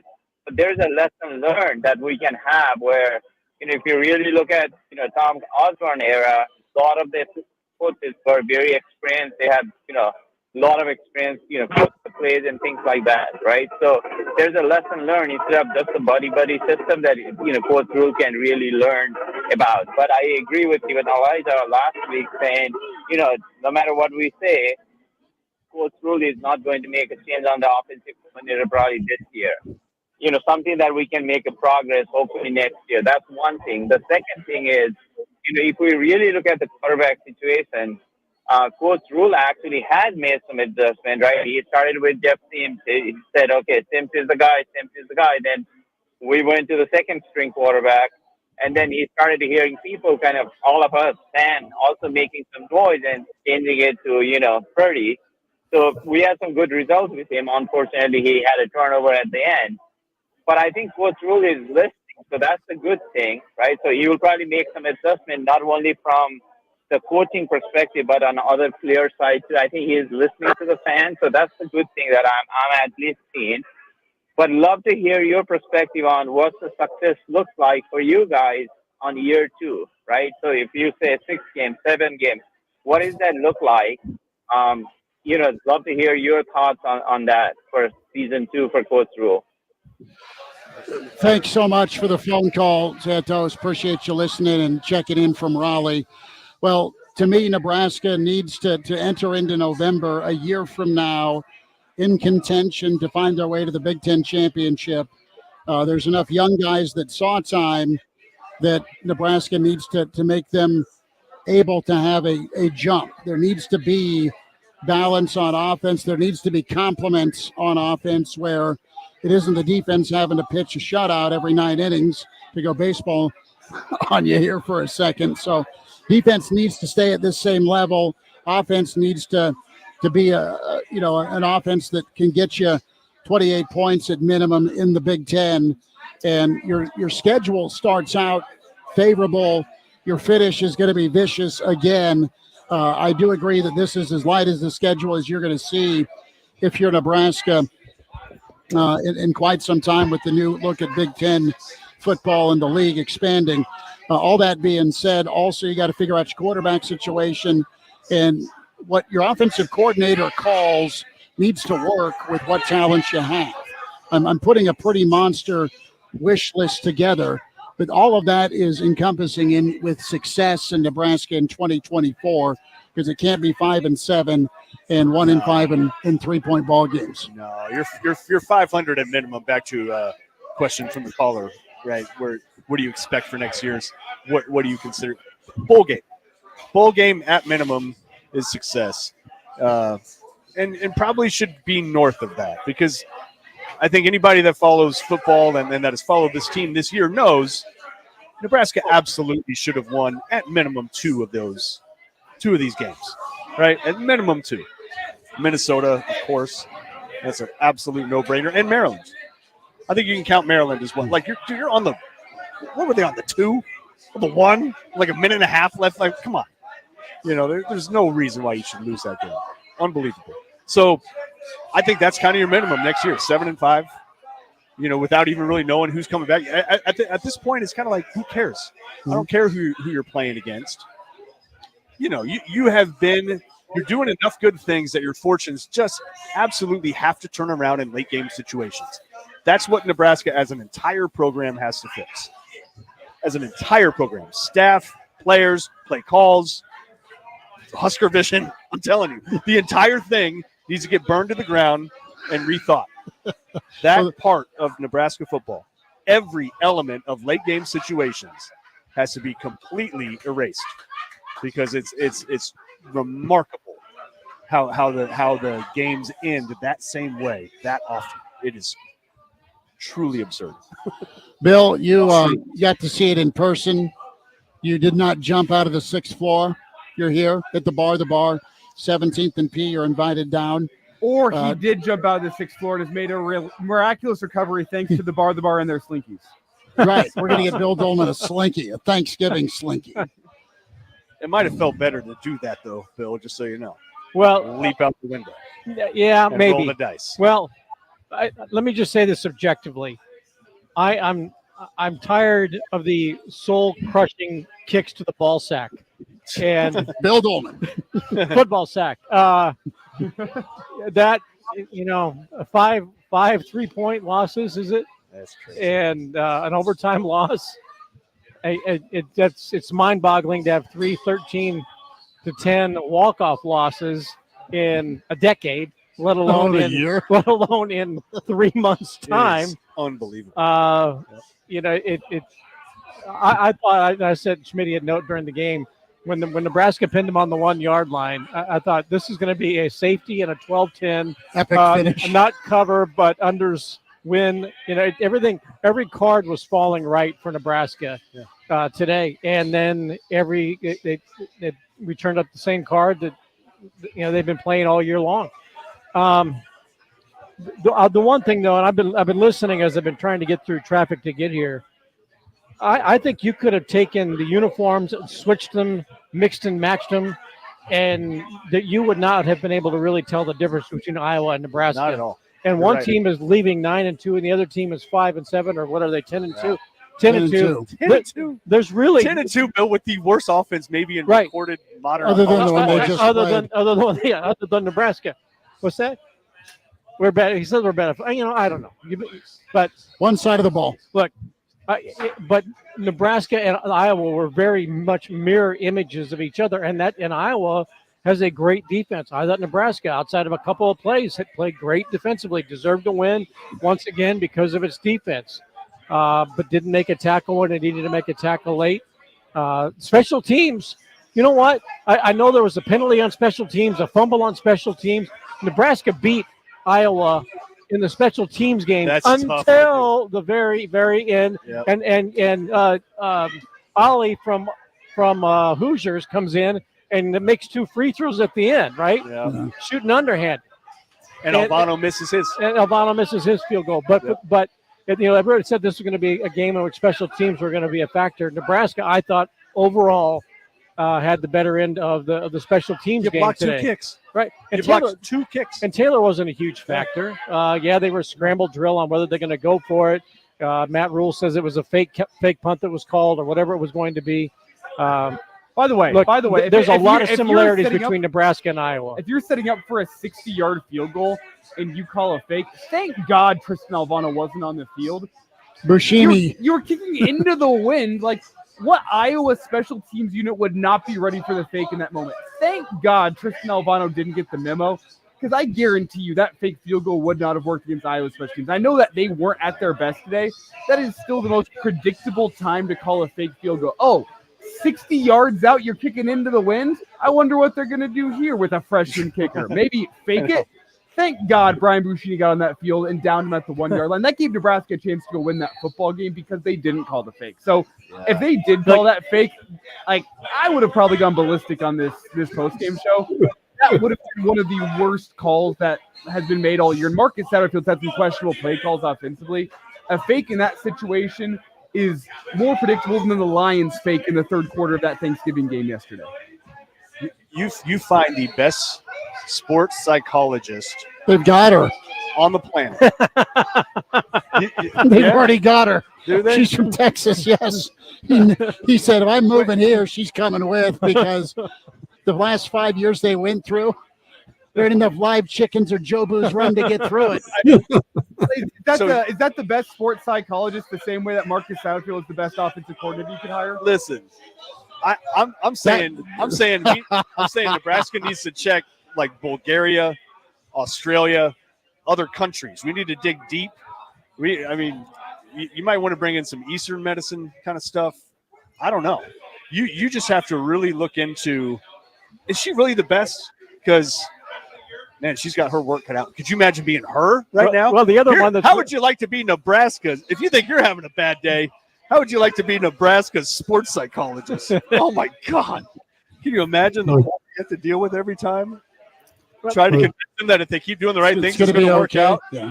The guy that kind of invented it around here is a regent, you know. Yeah. They could make Jack work a little overtime. Old Jack Stark. Yep. You know. Something. You want to get that? You want to get the vote again? Yeah. You know. Come on down to come Trent's up with another prayer, and and chat a little bit. Nebraska's starting to challenge like mathematical and scientific law. They've been doing it a while. It's just, you know what I mean? Like, I think the math community needs to descend on Lincoln and see if they can figure something out. Here's what I do though. If we're going to get ready for the next season, I'm going to go back in time. Okay. After the 18-16 loss to Florida State, Nebraska had that lead or whatever it was. It was 16-15. 16-15 with 1:16 left to go on the clock. And that whole off season, every workout at Memorial Stadium, it was 16-15, 1:12 on the clock. Those guys saw it every single day. I would put on a loop every walk-off 13-10 loss. Every loss to the Michigan State, I'd put that on a loop, and I'd make those guys watch like a Clockwork Orange, you know, from now until get their eyeballs plugged open. From now until next season and beyond, that this does not. You remember how much this hurt and how much this sucked, and do not let it happen again. And I guarantee it that Nebraska's going to go to a bowl game next year. Nebraska's made a lot of progress this year. I don't care what people have been saying. I've been listening that Rule's got to be fired. No. This team has made significant strides. There was fight in this team all the way until the end. And I said it on Schmitty's pregame show today. I can remember watching Nebraska take the field in the second half of the Minnesota game last year with the lead, the Illinois game with the lead last year at home, and looking at the body language and thinking they've already packed it in. Yeah. They're not going to win in the second half, and they got their asses handed to them. Would Casey Thompson have been better? Yeah, maybe. But Casey Thompson had Trey Palmer. I've said it all season long. Yeah. Trey Palmer was the biggest loss for Nebraska football this year because he made Thompson look good. Remember, Casey Thompson will be coming back this year after major shoulder surgery. Okay, so who knows how healthy he would have been to begin with. Yeah, they missed the Sims call, right? Purdy probably should have played sooner than he did. A lot of ifs. But in overall, watching the fight of this team, from the beginning to the end of some really gut-wrenching, soul-crushing losses, this program is going in the right direction. And and credit Matt Rule for not coming in here and saying, well, we're going to suck this year because I'm going to build it my way. He built it with the players that he had, and then had a whole bunch of injuries to deal with offensively. It wasn't like Bill Callahan came in and said, well, we'll see. We're going to throw this first year away, and hopefully by year 3 we'll be good. Rule came in and said, we're going to fight with what we have, and we're going to try to win with what we've got. And he created, I think, an atmosphere that's built a foundation to win in the future, and that includes next year. Yeah, look. There is a good reason to be bullish about next season. Defensively, you're going to bring back quite a bit, and you're probably going to get some portal guys, right? Probably. That's the way of the world now. So you'll get an injection of talent probably somewhere on defense, even though I don't think you need it. I agree. I think everybody you got already, I think you could fashion yourself a pretty damn good defense next year. And between Robinson, Hutmacher, and then Riley Van Poppel's coming on. If Tony White leaves, going to be sick. If Tony White leaves for a job, okay, that's probably better than 50-50. A defensive coordinator or somebody who's ready to take the step like he did this year to come to a place like Nebraska is going to look at that defense and go, hell yeah, I want that job. Because look what I've got coming back, the kind of players. With Ty Robinson saying, I want to come back, that's a huge message. And I think a defensive coach, a high-quality one's going to go, I want in on that right now. Yeah. And build my resume too. So Ty Robinson's not going to be Sue. I'm not predicting that. But what I'm saying is last year or when Sue became a junior, he going into that year is when he decided he no longer wanted to be good. Like it was an actual decision he made based off of a conversation with Pelini. He trimmed a bunch of body fat, got in great shape. And you remember towards the end of that year, towards the end of 2008, he started really coming on. You're like, whoa, Nebraska might have something here. Flash. And then he shows up in 2009, and he's the best defensive tackle you've seen play the damn sport, right? I'm curious to see if Robinson makes a similar decision, and I get the sense that he's going to. I think he could turn into a true all Big Ten monster next year if he makes that commitment and if he stays healthy. And Polar Bear both. Mark Cranack, Bill Dolman. Not Sue level. He won't be Sue level. I'm not saying that. He Tim probably won't win the Outland. Tim Bob Kitzmiller, Elijah Herbal, Chris Schmidt here at the bar. The bar. He won't get invited to the Heisman ceremony. 17th and P. As a few more minutes here. Elijah, what's the shot clock look like on air for us? 489-1240 on KFOR, KFOR Now. Hopefully it tastes better than this black licorice. Yeah, Seth brought you 2 shots of, what is it, Ouzo? I have no idea, but it is terrible. Yeah. Why do they make black licorice, right? And then why do they replicate it for walk-off losses to Iowa? Come on. All right, guys, I kind of like black licorice, so let's not. Elijah? Why? It's kind of good. You know how many things there are on the planet to eat? You're going to choose that. Yeah. It's not my candy of choice, but if someone offers me black licorice, I'm going to eat it. It tastes like how tar smells, and then there's some rotten peach in there. It is kind of full mixed of sugar. Terrible mouthfeel. Terrible palate. Tim Bob, where do you weigh in on this? Is Nebraska's offense like black licorice? I'm not doing the black licorice. No. 489-1240. No. Again, I'm with Bill Dolman. I think there's great strides. I'm a Matt Rule fan. I like his style. I like the way he's coaching and the progress we've made. I know there's a lot of fans that are, ready to leap off but I think it's progress. And you got to admit, with Trev Albert, he's going to get a full chance, right? He's going to get plenty of opportunity. The support's going to be there. And I think he'll turn it around. Now, looking at next season, not to get ahead of myself, they better get those 7 wins before November 2nd, is my opinion. But that's probably a conversation for another day. You need to bring in Joe Montana, Derek Jeter, Mariano Rivera. Who are the great late game closer type? Bring in Terrence Crawford. Have him do a panel in front of the whole program, right? And just have a big 2-hour discussion about, being clutch. Maybe that will help. You have to do something there. I'm saying Nebraska's strength and conditioning is fine. Their schemes are fine, right? They're not wanting there. They hit. They good contact. I'm not so sure about the offensive schemes as of right now. I don't think it's a scheme problem. I don't think you're having a scheme problem. I think you're having I think you're having you're on your third quarterback.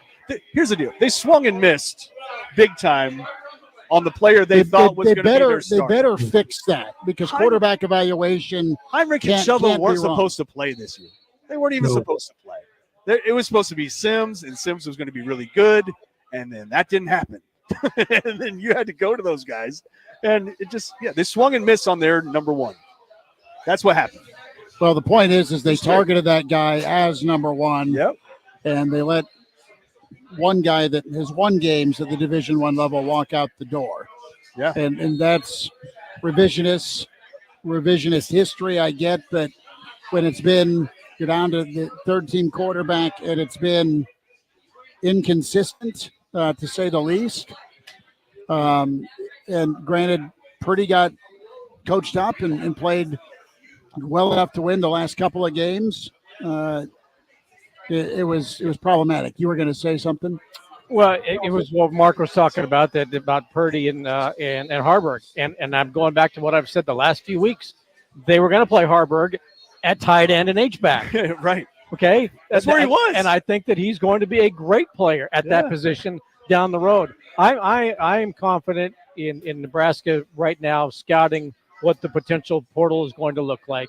Yeah. And I think Rule has people on that for him that aren't a former defensive coordinator. Yeah, and look, Will Rogers apparently at Mississippi State apparently is going in.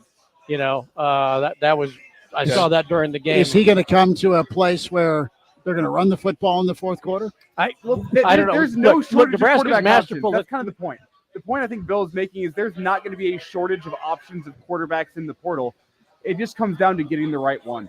And that's why Marcus Satterfield makes $1.3 million. That's why Matt Rule makes tens of millions of dollars over the length of his contract. I think you are making a whole bunch of money to get this quarterback evaluation right in the portal. Is it Rogers? Is it MJ Morris? Is it the kid from Tulane?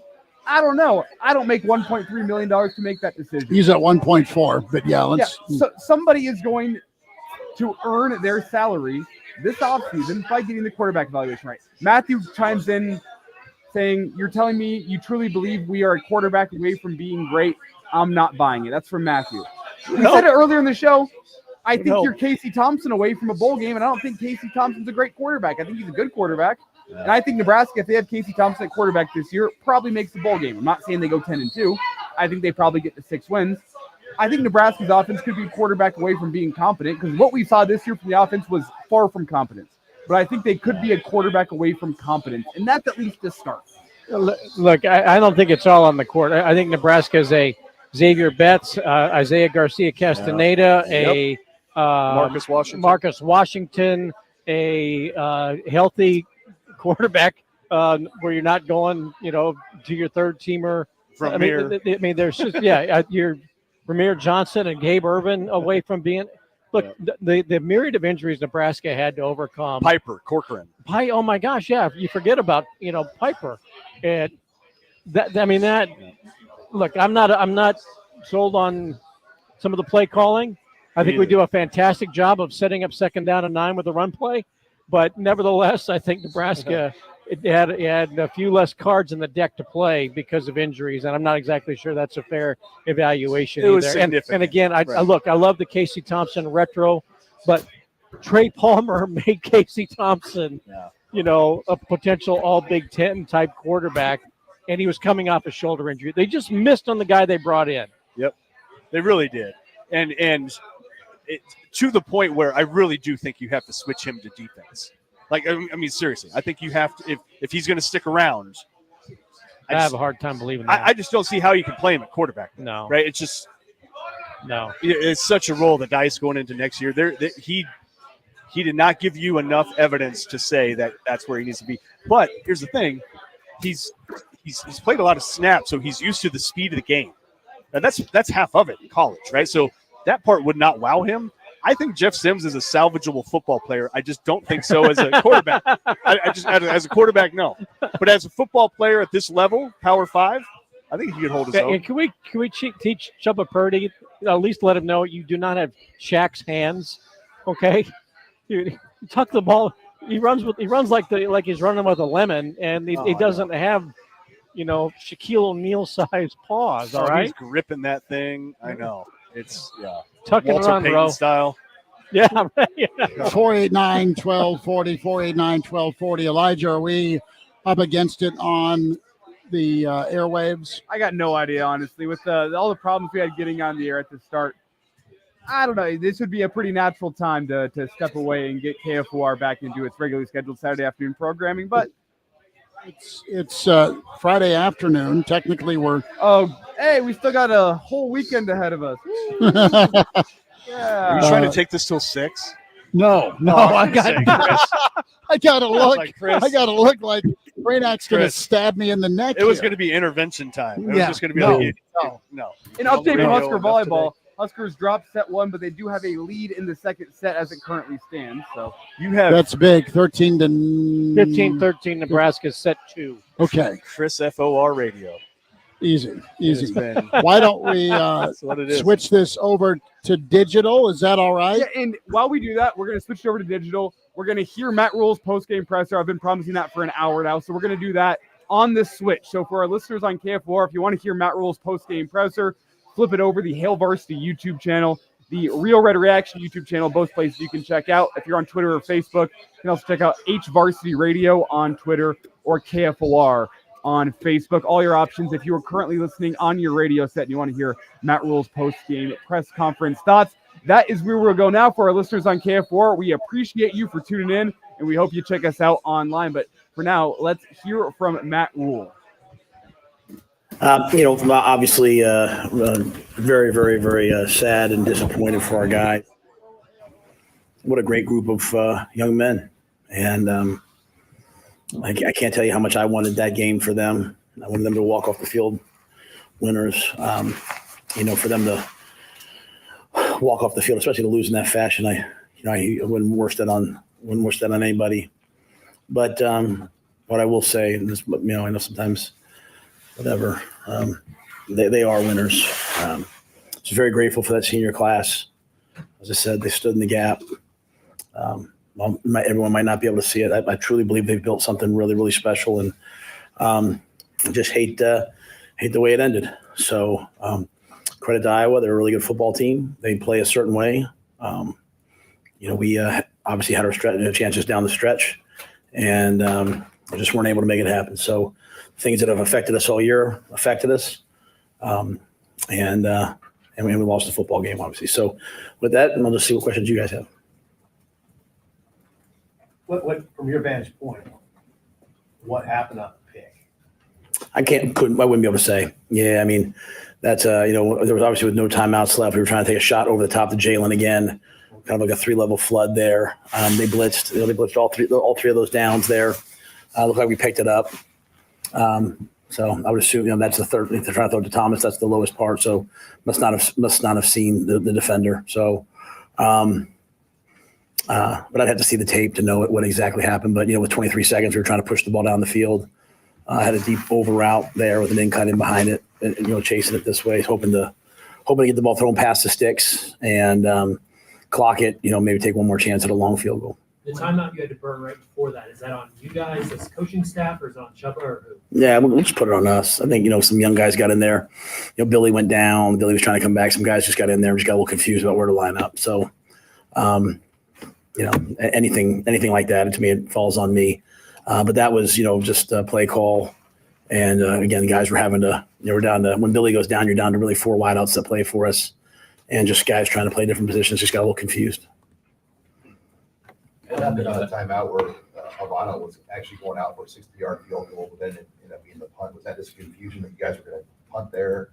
No, he just didn't run out. Yeah. The punter didn't run out. Yeah. So you were going to try 60-yarder. I had a fake call. Yeah, so I had a fake call. He didn't run out. At that point, I just said, you know what?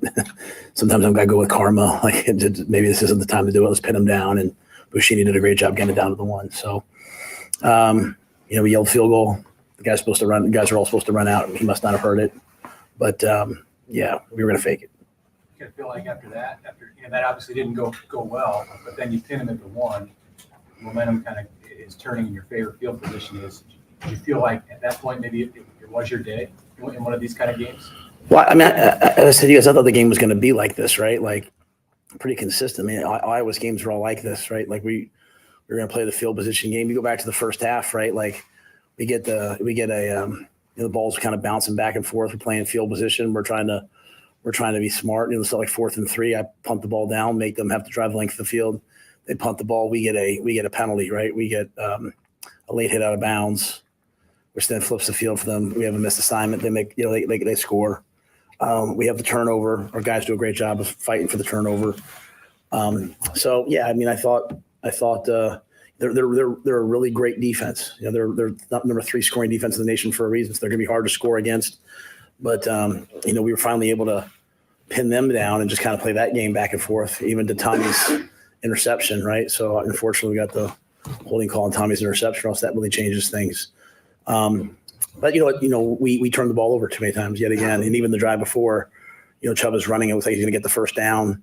The drive that Sean was asking about, and he fumbles the football just kind of running. So in a year where you go back and look at, you're 5-7, you have 5 losses by you guys can do the math, I'm sure, but like basically, the overtime games, the overtime game was like by a point in my mind, so you have a bunch of like 3-point losses, 1-point losses. You can't turn the ball over as many times as we did. So, and secure the ball the way that we did. So we have a lot to continue to work on. But I thought we had a chance there at the end. Is there any other common threads? You lost by 3, overtime 3 in November. Is there any other common threads that you can think of at this moment that you feel like you can kind of fix in the offseason? Oh, it'll all be fixed. Yeah, I mean, will improve.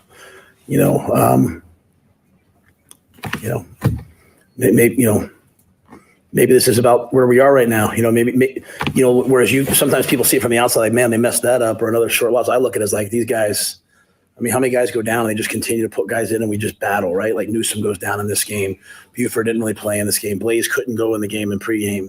We just keep putting, Sua Lefotu's out there like in his red shirt year playing nose. You know what I mean? Like what might to the outside world look like, man, to me looks like unbelievable job by a lot of people to get everything this close and to battle like this. And so it doesn't excuse to the question about the time, having to call a timeout there, your last timeout. I mean, that's ridiculous, right?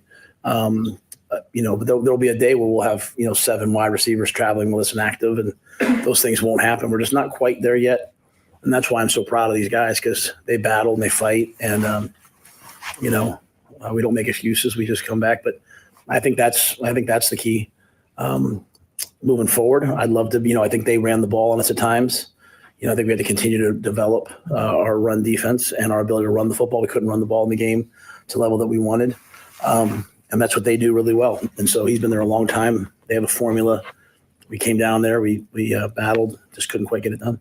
How big a factor was the wind? It seemed like they maybe took the ball at the beginning so they'd get the wind without Bono's kick, and then obviously they had it back there. Yeah, that was my plan. We were going to take the win today. We told the team they won the toss. They took the win. It wasn't nearly as bad as it is some days. But obviously Alvano had to get in, and even that last kick, to me, when they did make plays, it came down to tackling. Like, we tackled just a little bit better on that last drive. Maybe that kick was short. To be honest, on the drive before, I was yelling and screaming, and I have to be careful. People get used to me kind of yelling and screaming, but the clock wasn't running. We throw the ball, we get the ball in bounds, and the clock's not running, and the game comes down to 6 or 7 seconds. So we're just at a place right now where the margin for error is about like this, and so one bad play, one bad decision, one bad anything can kind of affect us. The wind affected us, but I have a lot of confidence in Tristan. The one he hit earlier was a huge kick, and I put him out there to do that, so believing that he would make it. That was their kicker's first attempt of the year. He's the backup and the bench, the starter after the 2 blocks. Did you recognize that they were sending a different kicker out there, and what did you think happened to get those kicks blocked in the first half? I thought our guys just gave great effort. I mean, we just became rocking off the ball. Looked like Ty, got his hands up. Even on that one, did the same thing. I think that ball was just, it wasn't really kicked at the same velocity as some of the other ones were, and just barely got across the crossbar. So, we spent a lot of time on blocking kicks. For them to block 2 this game was awesome. Kept us in the game until we could hit the big play to Jalen and kind of get things going. So, credit to them. That interception aside, how do you feel like Chuba played this second? I thought Chuba was, a little bit a little bit sporadic early. There wasn't a ton of pressure, and just kind of told him, like, hey, settle down and keep playing, play the plays. I thought he started to do that. That was a cold, windy day, and I thought he handled those things well. Obviously it's protecting the football, right? That the one, and I know his arm, he's trying to throw the ball forward. That's a fumble that leads to them having the ball. We have the ball down at the 20 going in. So, again, talking about the margin for error, we can't turn the ball over. Even if we get it back, just we put the ball away, run for a first down, and that's how we end those games. So there'll be a lot of, I know people always think you fix things by hey, let's go get this player or that player. We got a lot of really good players here. And a part of fixing these close losses is, just asking each player to get, half a point better and learn from these things and understand the situational football. Situational football will be way different next year when it's talking about our games, right? Tommy picks that pass off, and man, we have a chance to go win the game. So I thought Chuba did a really nice job. Made some big third down conversions. I mean, I'm looking at this, we're 8 of 17 on third downs, one of our best days. So and that's a credit to him. He's only going to get better. Anything else for Coach? What do you remember your emotion when you saw that interception that Iowa made there? Yeah. I mean, I'll let the players talk about it. I just like I said, I'm so confident in what we're doing and feel so great about the things that are happening and so excited to see where this thing's going to end up. I just feel crushed for those guys. As I told them, sometimes the first people to do things don't get to see the results. The first people to storm the beach at Normandy, the first explorers, you don't always get to see the end result, but I really can't say enough about these guys. I remember I can sit back to sitting there with Luke Reimer, Nick Heinrich just sitting there saying Nick Henry saying what, should we come back? What's it going to be like, Coach? Will you give us a chance? You have this reputation of playing young players. And so I told them just for Julie and me, and Vivian, Leon, and Bryant, what an amazing year of just getting to know these guys. And so, I felt crushed for them. But at the same time, expecting us to stop them, and thinking, hey, they can't make a 35-yarder. We'll block it all the way to the very end to see them block it. And, that's 3 walk-off field goals, to lose the year. That's tough. But they'll wake up tomorrow. We'll come in on Monday. We'll start working. We'll help the seniors as they move on to the next phase of their life. And we'll get back to work. Too often people complain and whine and talk and all those things. We're going to work. And I think we got the young players to do it. So we'll be back. What was your experience first time in this rivalry, this series against Iowa that's going to continue as the Big Ten expands on Black Friday? There was, a fair amount of chippiness out there on the field after the game. What was your event? Yeah, I mean, there's a lot of chippiness in college football after games now, way more than there used to be. Sometimes it's coaches running over and yelling at your bench. I thought the Iowa guys were. Got a lot of guys came up to me and shook my hand. I thought they were great. I mean, I know how much our guys wanted to win. Obviously, we wanted to win. Coach Ferentz is as classy as they come. So. Yeah, I mean, I just thought it was a great college football game. I mean, it's a great college football game if you like defense, but I thought it was a great college football game, and you could definitely feel the intensity of it. And so, I'm just appreciative of all the people that come to the games and came to the game, and I'm thankful for all the fans. I'm thankful for the players. Thankful for all the people that work, and just disappointed we couldn't win that game with all the chances we had down the stretch. So. We'll have a lot to focus on as we move forward. All right. Thanks, guys, for everything all year. That is Matt Rule, Real Red Reaction, powered by Currency. Chris Schmidt, Elijah Herbal, Tim Bob Kitzmiller, Mark Kranek hanging out.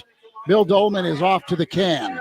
I think we can we do phone calls on here even though we're not on air? Oh, yeah. Okay, yeah.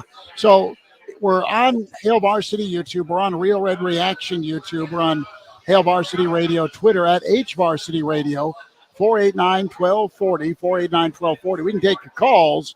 We're just not on the air. Elijah, do you need a Red Bull? You got I actually briefly 15 more minutes in you. I actually did briefly fall asleep during the game. I will admit that. It's been a long day. I fell asleep during the third quarter break into the fourth quarter and woke up right as Chubba Purdy inexplicably fumbled the football, and the commentators on the TV screamed, and it woke me up. And there's Chubba Purdy trying to dive on the fumble that he somehow lost. And I was back in after that. So I think that was maybe 5 to 10 minutes. That's about all I got. But I'm going to be okay. I'm rocking it. I got a slinky coming my way. Did you sleep or did you fall asleep or did you pass out? I'm kidding. Did part of you wonder if it was a nightmare? Like a recurring nightmare? Yeah. That's every morning waking up out with of the Schmitty. stadium. I was like, is this really happening? Did you talk to the bunny? Is that what you're saying? Brian says we should get Preparation H as post-game sponsor. We've had a lot of these tough call-ins. You know what's funny? And Bill nailed it. Think about all the hell you went through as a kid, some of us, on Sooner Magic and Elvis Bleep and Peacock, right? Well, that was opponent magic. Right. Whoever it is. But those were moments burned into your skull 10, 12, 15 years apart by one team. Right. Nebraska has been walked off 3 times this year, 13-10 at the buzzer. Colin, our friend, so crazy. Man. Colin, our friend in so... South Bend, how do you convince a good quarterback to come play for an OC whose offenses constantly finish in the 100s and a head coach who bragged about always having a middle-of-the-pack offense? Gigantic NIL, blackmail. Our friend John emailed Chris at HaleVarsity.com and says, here's what needs to happen in the offseason to become a playoff contender next season. Oh, goodness. No, this is good. 1, extend Rule. Let him know you believe in him. 2, re-extend Alberts. Let him know we really, really believe in him. 3, Nebraskans should tithe 10% of their pre-tax earnings and send that money to Matty D at 1890 and let him do his thing with the portal. Nobody loves our program more than Matty D. 4, announce a new facilities project. Nobody.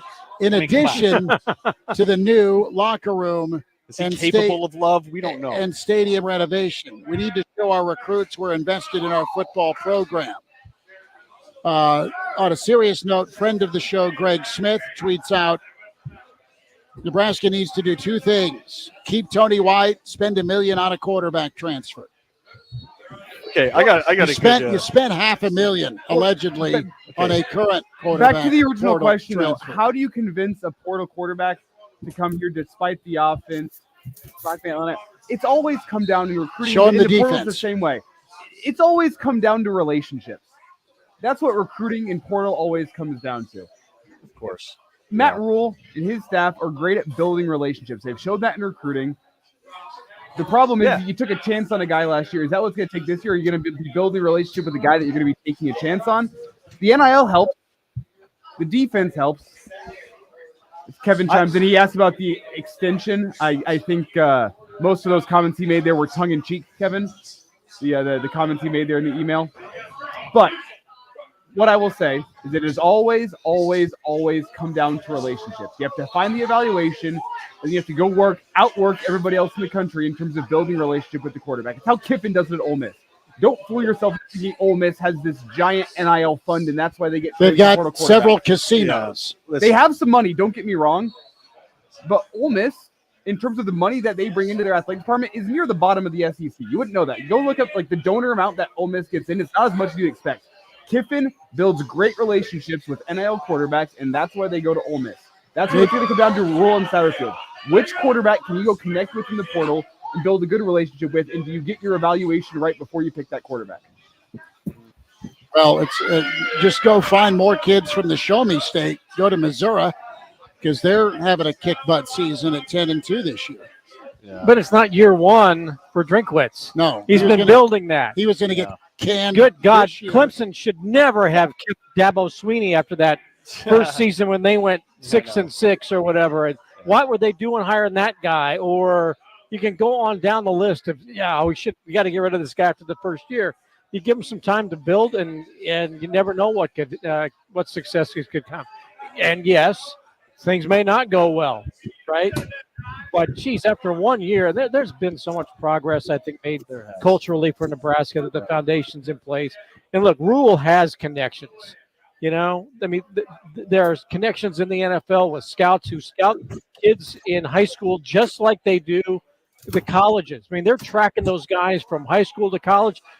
Pro scouts know who the backups are in college right now and how they're grading out and what their pro potential is. Those people all talk, right? It's not just Matt Rule sitting in his office right now talking to Marcus Satterfield going, well, who do you think is out there? There is a web of people who are out there scouring. Does somebody got an internet? Look it up. Yeah. No, you're right, Bill. They have to. You have to get that position right. Like current state on the roster, from what we've all seen, wouldn't you agree Chuba's the best option? Sure. Currently on the roster. Period. He's it. Right? He is your option. He's your option on the roster. I think you can win with him. I don't know that you could win big, right? I don't know that you could win conference titles or things like that with Chuba. So that is absolutely the position you have to get right. And that seems like a position that is like it's about the money, it's about the NIL. Like people need to put together a hell of a package and go find the right guy at quarterback. Find the right guy who can handle the pressure of the moment. That's somebody with a demonstrated track record of that, right? Demonstrated. Because Nebraska doesn't have that guy. They haven't had that guy. And look, not everybody can be throwing around, whatever kind of money. Remember 2 years ago when Ryan Day said it's going to take $2 million to get a great quarterback. He was lamenting of the state of college football. It's going to take us $2 million to get a quality quarterback, which meant we have $2 million to give you. Well, nobody has that. They don't have people. Not everybody has Oregon money, right? Nebraska is somewhere, in the top 20 or top 30 of money that's probably available to bring in a quality player. Well, if you get a top 30 or so quarterback, top 50 quarterback, you can win. Get a guy who can make reads beyond his first read, hold on to the football, and can pass first, but is mobile enough to do some damage with his legs. Elijah, were you working the phones there? Yeah, Patricia was calling us there to let us know that if anyone is trying to get from the on-ramp of Waverly onto I-80, it is closed. So if that was your route back home, Waverly to I-80, find a new route. Great. Patricia, thank you for checking in and be our copter in the air. 489-1240. We're streaming Hail Varsity YouTube and Real Red Reaction YouTube channel. Do we have 10 minutes left in us, fellas? Well, we could talk about Nebraska volleyball dropping the second set to Wisconsin, down 0-2. So, John Cook, hot seat, time to go. Yeah, John Cook, he's out here. Well, in Palo Alto with the soccer Walker, I mean, we're all ready to get rid of coaches just because there's a loss or 2 or 6 or 7. By the way, there was a little stretch there when I thought John Walker was in trouble. they had some really bad years. He might be the national coach of the year if they get to the cup. Right, and you stick with them, and look, it's paying off. It's absolutely paying off. Bill Dolman is to the point where he is drinking something other than Guinness. I'm still a Nebraskan, okay? Yeah. So, the Busch Light, not Bud Light, Busch Light, yes. I can still do that. This is yours, by the way. I already had one. I'm good. I'm on a diet. Bill? No chance. No. Tim Bob, you want to come down here for a shot? Elijah? If it's that liquor stuff, I'm out. No. Yeah, exactly. It's not worth it. It's the bar, 17th and P. Come on down. Hug a Husker fan. You both have earned it. How do people not love this place? That's awesome. Yeah. Our old boy Scott was here, and Scotty brought us deer jerky. I'm just resetting for those watching the stream. It's I will say, Bill, once 1 a.m. rolls around, it's a love-hate relationship. I miss that.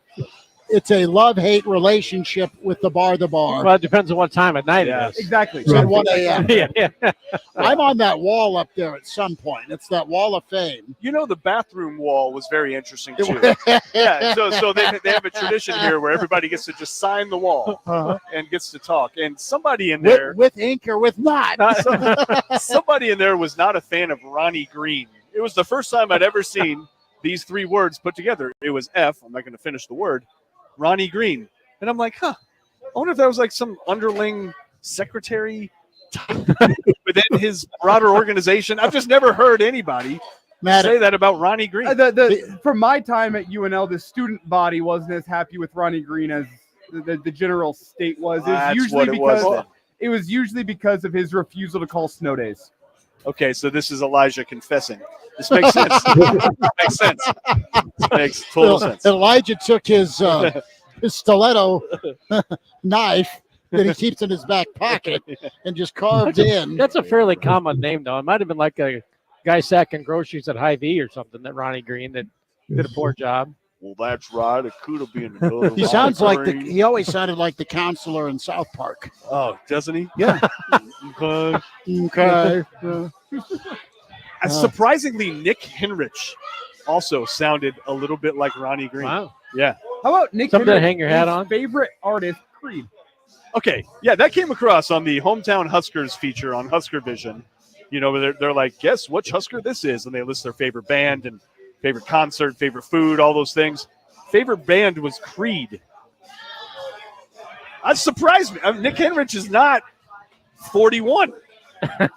My buddy Grant's been trying to talk me into going and visiting him in California. Creed's doing a reunion tour next summer because of their kind of resurgence back into the limelight here over the past 6 months or so. And Thank you, Rangers. He's trying to get me out to California to go see the Creed show. I got one for you. Several years ago when I was living in Houston and attending Second Baptist Church, I'm in church on one Sunday morning, and all of a sudden, "Can you take me higher?" and my sacrifice, Scott Stapp walks on stage at church. What? Yeah, Scott Stapp was singing in my church about 10 years ago. Scott Stapp. I got a picture of it. No I way. said I go to church one morning and a Creed concert broke out. Yeah. That is your viral tweet. Your next viral tweet is telling that story. People will go crazy for that right now. How did offering go that Sunday for the church? I got a picture of it somewhere. Was it like the Cowboys halftime show where he had some half-naked man on like the big ribbons flying across the stage too? Or Dolly at halftime, making sure she don't God fall bless off her. the stage. I love Dolly. Yeah. Bruce is on his way down to have a soda, apparently, at the bar. I don't know that they serve soda here. They have water. I've been hammering water all day, and I need something stronger. 489-1240. Good to see Brennan. Brennan and his lovely wife came in for the pregame show. They're making their way back to South Dakota, home of the polar bear. Yeah. And did the weird bald guy fly across the ceiling of the church aboard a white bed sheet? That's what I was saying from the Cowboys halftime show. Yeah. I don't know. Bill, was that part of the No, it wasn't. performance? He was singing soul. I'd show you a picture, but it's on my phone, and I'm on my phone right now. Dang it. Roger Makes it checks tough. in. Roger, thanks for listening. The players stay motivated in this offseason, and I think they hopefully stay motivated if you're a Nebraska fan because of the pain. Yes. Well, the question, do you want to play? Do you want to become an NFL player? If you answer yes to either of those questions, yes, you stay motivated. Yeah. God, it's hard to believe the season's over, isn't it? It is. It's been a sprint. Yeah, it's truly hard to believe that it ended. Let's face it. It was almost a 2 to 3 year buildup to this season, right? I mean, there was some inevitability of the last couple of years of the Frost era. Yeah. And then, Who do you get? Where can it go? After Trev got here, there was sort of an inevitability, and then when the decision was made, there was all last season. So I think that there is going to be maybe a much shorter wait than what we've endured to get here. Probably. But we've been waiting for this football season for over 2 years, Oh, and absolutely. now it's over very, very quickly. But I think this team is going to be motivated. I will be surprised if there's much roster turnover with portal players of the upper, right, of guys that contribute. Yes. Yeah. I think that there will be a real good number of players who will continue, like Ty Robinson, who will stay. Well, let me throw this out here, and we'll end on this discussion point. You can keep your comments coming in the stream. Hail Varsity YouTube, Real Red Reaction YouTube, Chris Schmidt, Mark Kranak, Elijah Herbal, Tim Bob Kitzmiller, Pride of Fairbury, Bill Dolman. We're streaming here with one final Real Red Reaction, assuming there's no 5-7 bowl game. And I do want to quickly throw this in. Roger says the reason the season flew by was because of our podcast. Roger, we appreciate you for tuning in. Thank you, Roger. Day. Appreciate Thank you. So catch us on the Average Joe Sports Show, Roger. Yes, the Average Joe Sports Show is a pod option as well. God love it. Mitch Sherman, Bill Dolman. Multiple pods makes the season go even faster. Right. Plenty of choices. So with that build, Nebraska fans have a short fuse right now with the way the team has lost this season, the way the team has lost past seasons. They are not separating. It's one big bad dream, the way things have gone down. Yeah. And some Nebraska fans are not looking at, okay, you were in a ball game with a third string or second string or X, Y, and Z freshman or redshirt freshman called into duty, got better and performed. That's not happened the last several years in Lincoln since Pelini, to be honest. That's how I look at growth and why they're better. I look at the defense buying in and playing and raising hell. I look at the offense, while there's been too many inopportune turnovers and interceptions and fumbles, I look at the offense at its heart wanting to be physical, which is good. But the appetite is zero for rebuild. And that's why after Colorado, buzz died. It took an unbeaten October to get some fans back because you've been through it for almost 10 years now. It's not that you have 2016, but that didn't end real well.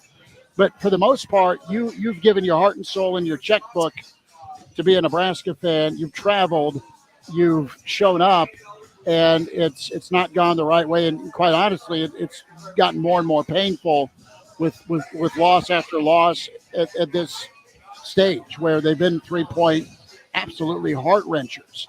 So the rebuild appetite has been minimal this year. To your point, Dolman, Kranak, Elijah, and Tim Bob, I think you could accelerate. I think what Rule said in his post-game about, look, you're not seeing it the way he's seeing it with the potential, and he's excited. It's not that he's happy about how things went this year, but I think he's excited because he's been through this. And I think if you'd ask him and sit him down with a cocktail, he'd probably tell you they're ahead of schedule. And to even be in position at 5-7, 6-6, or say you get some breaks and you're at 7-5 or better with that turnover margin cut in half, I think that you're going to look at it and go, damn, it could have been a lot worse based on how imperfect you were and the margin of error being as thin as it is to be in position. They got to get clutch. They got to be better in these fourth quarter moments. They've got to be better at executing. They got to be better at remembering who their personnel is. You got to be more committed or more able to run the football in the fourth quarter versus throw it. So the appetite right now is what is the reality and why there's so much negativity right now. It's not another loss to Iowa at the buzzer. It's another loss this season, and it's another consecutive loss. It's an 0 for November. It's clock management. It's 2-minute drill situation. I mean, it's a nightmare where you thought this guy was going to come in, be the savior, clap his hands, and immediately flip you. He's flipped you. It's just not as far down the road as you'd like. And it's a different perspective with coach versus fan. Now, next year, aren't there like the first 5 games at home? They next are. Year. The key one next season. I know exactly. Colorado. Yep. Exactly. Nebraska beats Colorado at home. That place will be buzzing. It changes the conversation in this town. Right. And that's Like- early. It's like the second game of the year. So they've got a game under the belt at home. You beat Colorado at home, and people will be flying high. and Nebraska will be on a great trajectory no matter what happens in Big Ten Conference play.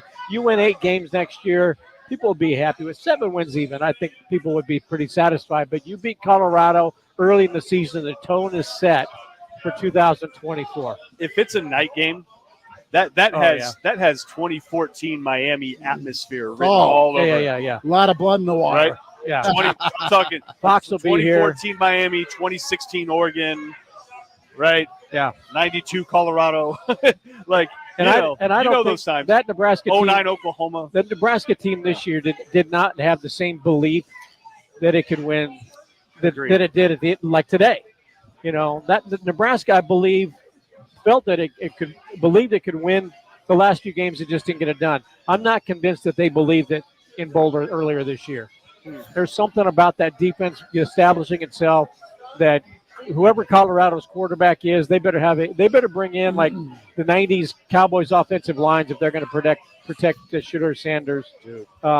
Because if they don't have a good offensive line next year, that defense has a complete different personality right now than it did at that game. They know how good they can be. They feasted. They got Shador down 8 times. And you're going to have Robinson. You're going to have Robinson and Hetmaker back. Princewell was amazing. Butler was amazing this year. Van Poppel's going to be a great defensive. Lenhart. Lenhart. I mean, the amount of defensive players next year that they could have. Linebacker. Right. Singleton should be back. They're going to be so confident at the beginning of next year.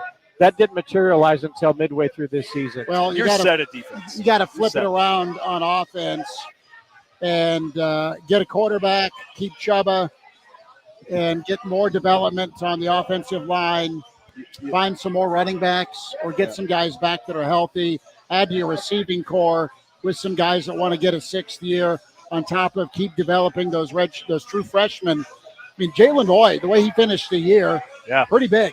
To have major moments with Malachi Coleman, pretty big. And let's see Fedoni keep going and get a quarterback that is comfortable with being able to scan the field and make some throws. But stay committed to the physicality, Tim Bob. Stay committed to the run game. Tim Bob, some final thoughts as we close shop. You know, and probably a bad time to bring this, but as progress, will the Husker fan base be happy with being Indiana, Purdue, Iowa at 10-2 with a mediocre offense? Will Nebraska fans understand that that's where college football is today? That level 8-9 wins, a bowl game, contending for a national championship, it just seems a long way off right now to me in terms of how college football is realigned and everything. So, I mean, Nebraska's expectations as a fan base, will it be satisfied with a good team that goes to a bowl game at 8 wins? That's the big question down the line. I think Matt Rule will turn around, but that's the question as we move forward. Will they accept that Iowa, winning record as much as we look across the river and say, well, Iowa, will they accept? Because that's Matt Rule's vision in my mind. Big Ten football position, play great defense, mediocre offense. It doesn't cost you special teams. That's what you saw from Iowa is what Nebraska's future looks like. Will the fan base accept that? Elijah, final thought. Thanks for your work today, brother. Final thought on the basketball season. That's exciting. But to use the basketball team as an example, if you would have judged Fred Hoiberg after year 1, you would have never thought he would have a start to the season like he's had this year. If you would have judged Fred Hoiberg after year 2, you'd have never thought he was ever going to turn around at this place. He's got some things figured out. It took him some time. He had to get his guys in there, had to find a right plan of attack for the portal, had to build some momentum, had to get it right with one guy, Keisei Tominaga. How has that guy turned this program around by getting that one guy right? You can go sell it to other guys. Maybe it takes one guy, one quarterback from Matt Rule. Maybe it takes 3 recruiting classes to get things right around here. You can't judge a guy after year 1. There is still confidence. You know what? Fred Hoiberg did some restructuring to his assistant coaching staff, went more defensive with it. He learned from the Big Ten. Maybe that's what it's going to take for Matt Rule to make progress around here. Hard to judge a guy after year 1, but why there is reason for positivity moving forward, you've heard so many coaches say it. There is the biggest jump that you will make in your college career is between your freshman year and your sophomore year. There's plenty of freshmen that made an impact on this roster, from the wide receiver room with Lloyd and Coleman to your offensive line room, Dustin Evans-Jenkins. I know he's a red shirt, but you had guys that were freshmen on the 2 deep by the end of the year. They're expected to make a jump next year. Prince Will, Cam Linhart, Ethan Nation. There was freshmen that Matt Rule found by trusting his evaluation that got on the field and looked like they're going to be guys. They're going to take a step forward this offseason. They're going to be contributors next year. More freshmen coming in. If there's anything I saw this year, I trust Matt Rule's eye, recruiting, finding talent in the rough. That's what Nebraska needs right now, because you're not going to compete with the Georgias and the Ohio States right now. Matt Rule has done well finding diamonds in the rough. He's developed those guys. They're going to make a jump. More freshmen are coming in next year. Is next year going to be 10-2? No, probably not. Should it be a bowl game? Yes, it should. But if Fred Hoiberg has taught Husker fans anything, when you're trying to complete a complete shift of a program, it takes some time. Can't judge a guy in year one. You can make some observations. And in year one, I observed Fred Hoiberg's going to need to change how he's trying to operate this. You can't go to the portal at Nebraska basketball and make things happen. Trusted some high school kids, went a little more local, found the right guys in the portal. He figured things out as he went on. Matt Rule's going to take some learning from year one, translate it into year two. I think things will be slightly better next year. Guys are going to develop. It's early on in the rebuild. It's a disappointing end of the year. November's left a bad taste in your mouth. But don't so quickly forget the positivity from October. There was positivity in October, followed by a soul-crushing November. But there's positives to take from year one. Matt Rule will take those positives. He'll move forward. He'll adjust. He'll learn. He'll see what happened in year one. He's a good head coach. I believe that's why you're paying him all the money. Can't judge a guy based on year one, and it might take some time, but there are reasons for positivity for Rule's long-term success at Nebraska. His eye for talent in recruiting is the main one I am seeing right now. I trust that more freshmen will come in next year that will make key contributions as freshmen. You'll have freshmen turning into sophomores that will make better and bigger contributions next season. Things are looking up around Nebraska, as negative as today felt. Grenak, final thought? Yeah, one of the most important things Nebraska can do in the offseason, I think, is lock up Tony White somehow. He's a hot commodity right now. He might not be easy to keep, but it also feels like it could be a little early for him to make that leap into being a head coach. And does he want to be a head coach at a San Diego State where he spent a lot of time? And San Diego State's a pretty successful program. Is there a ceiling there? Yeah, right. Like, is that really where he wants to go at this stage? Rather than come back with a defense where he has a chance to put up some really good defensive numbers and bolster that resume to where he could get beyond a San Diego State level job. Think about it. Nebraska Dan Lanning at Oregon. Right. Yeah. Yes. He's missing. He's not going to bring back Reimer. He's not going to bring back Newsom, and Henrich is out. In terms of top flight guys, that's really it. You're losing a couple guys, right? And Henrich, he didn't even play a lot because he was often injured, got injured again, so you don't hold it against him. But so it's really Reimer and Newsom. That's who you're replacing. I believe Omar Brown is also somebody that's gone who was very impressive this year. I don't know that for sure, but Omar Brown was honored on Senior Day, yeah. Okay, right. So he's out of eligibility. But what I'm saying, I don't think either of those guys, as good as they were, I don't think they're irreplaceable Sioux level guys, right? I don't think they're even a Mukamara level. You're just sort of like great players, did exactly what you hoped they would do, but you should be able to replace that level of production, right? Newsom's probably going to be what, 5th, 6th rounder maybe. Reimer's probably not going to get drafted, probably not. Don't sleep on Newsom. I think Newsom's probably a day 2. I think he's probably 3rd round. But I like him. I like him. I'm just saying he'll get drafted. 100%. He'll get drafted. But I'm not even sure he's up to the Cam Taylor-Britt level, right?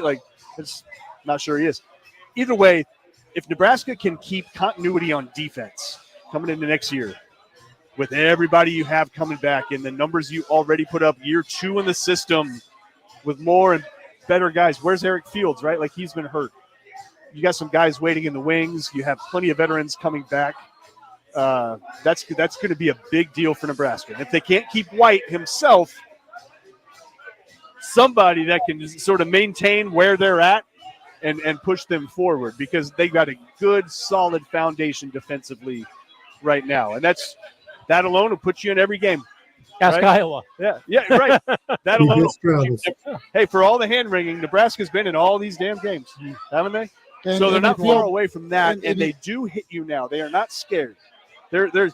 Remember how many times we would watch games and just see guys like just bail on contact, pass it up, and you're just like, what? No, like you can't be on the field at Nebraska if you do that. You've got like, an period. adult in charge of the program That has been erased from the program. Everybody hits. Everybody's ready to go. It's a good place to start. Good place to start. Build from there. Bill, final thought.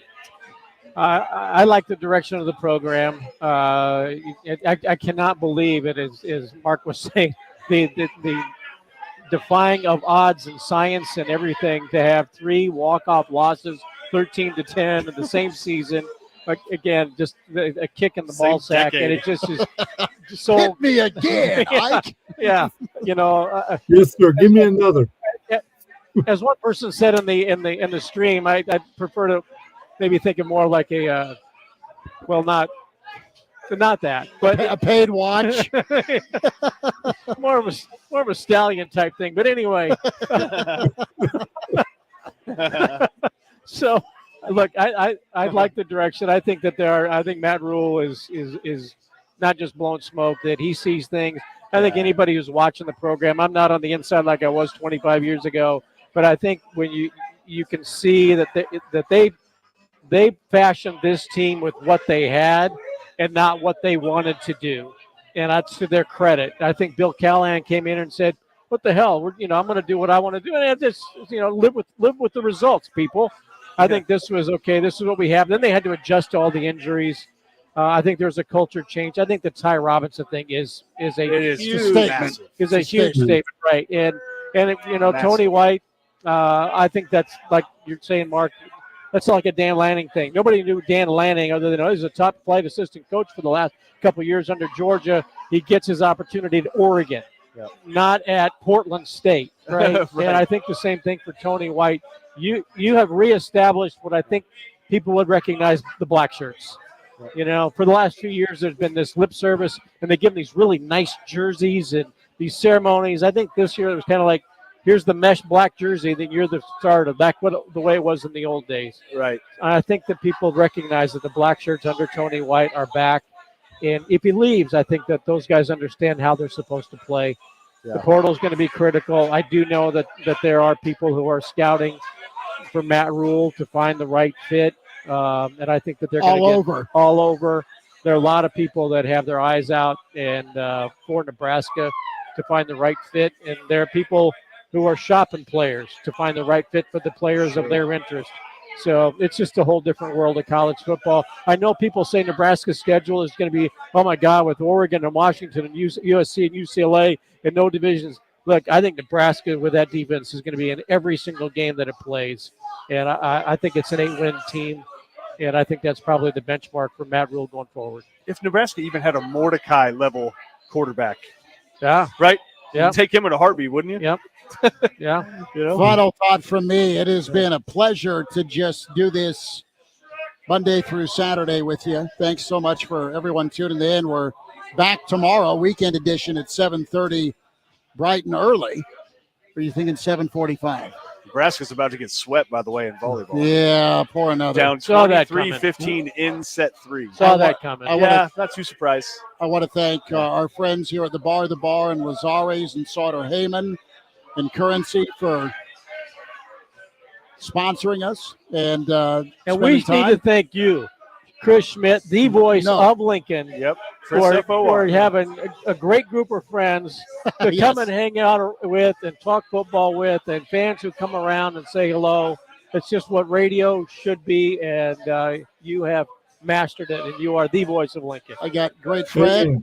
Love you all. Love you all. We'll be back tomorrow morning on the stream, Hail Varsity YouTube channel and Hail Varsity Radio Twitter feed. Real Red Reaction is where you can also download this and tell a friend about it. Facebook and Twitter also with KFOR.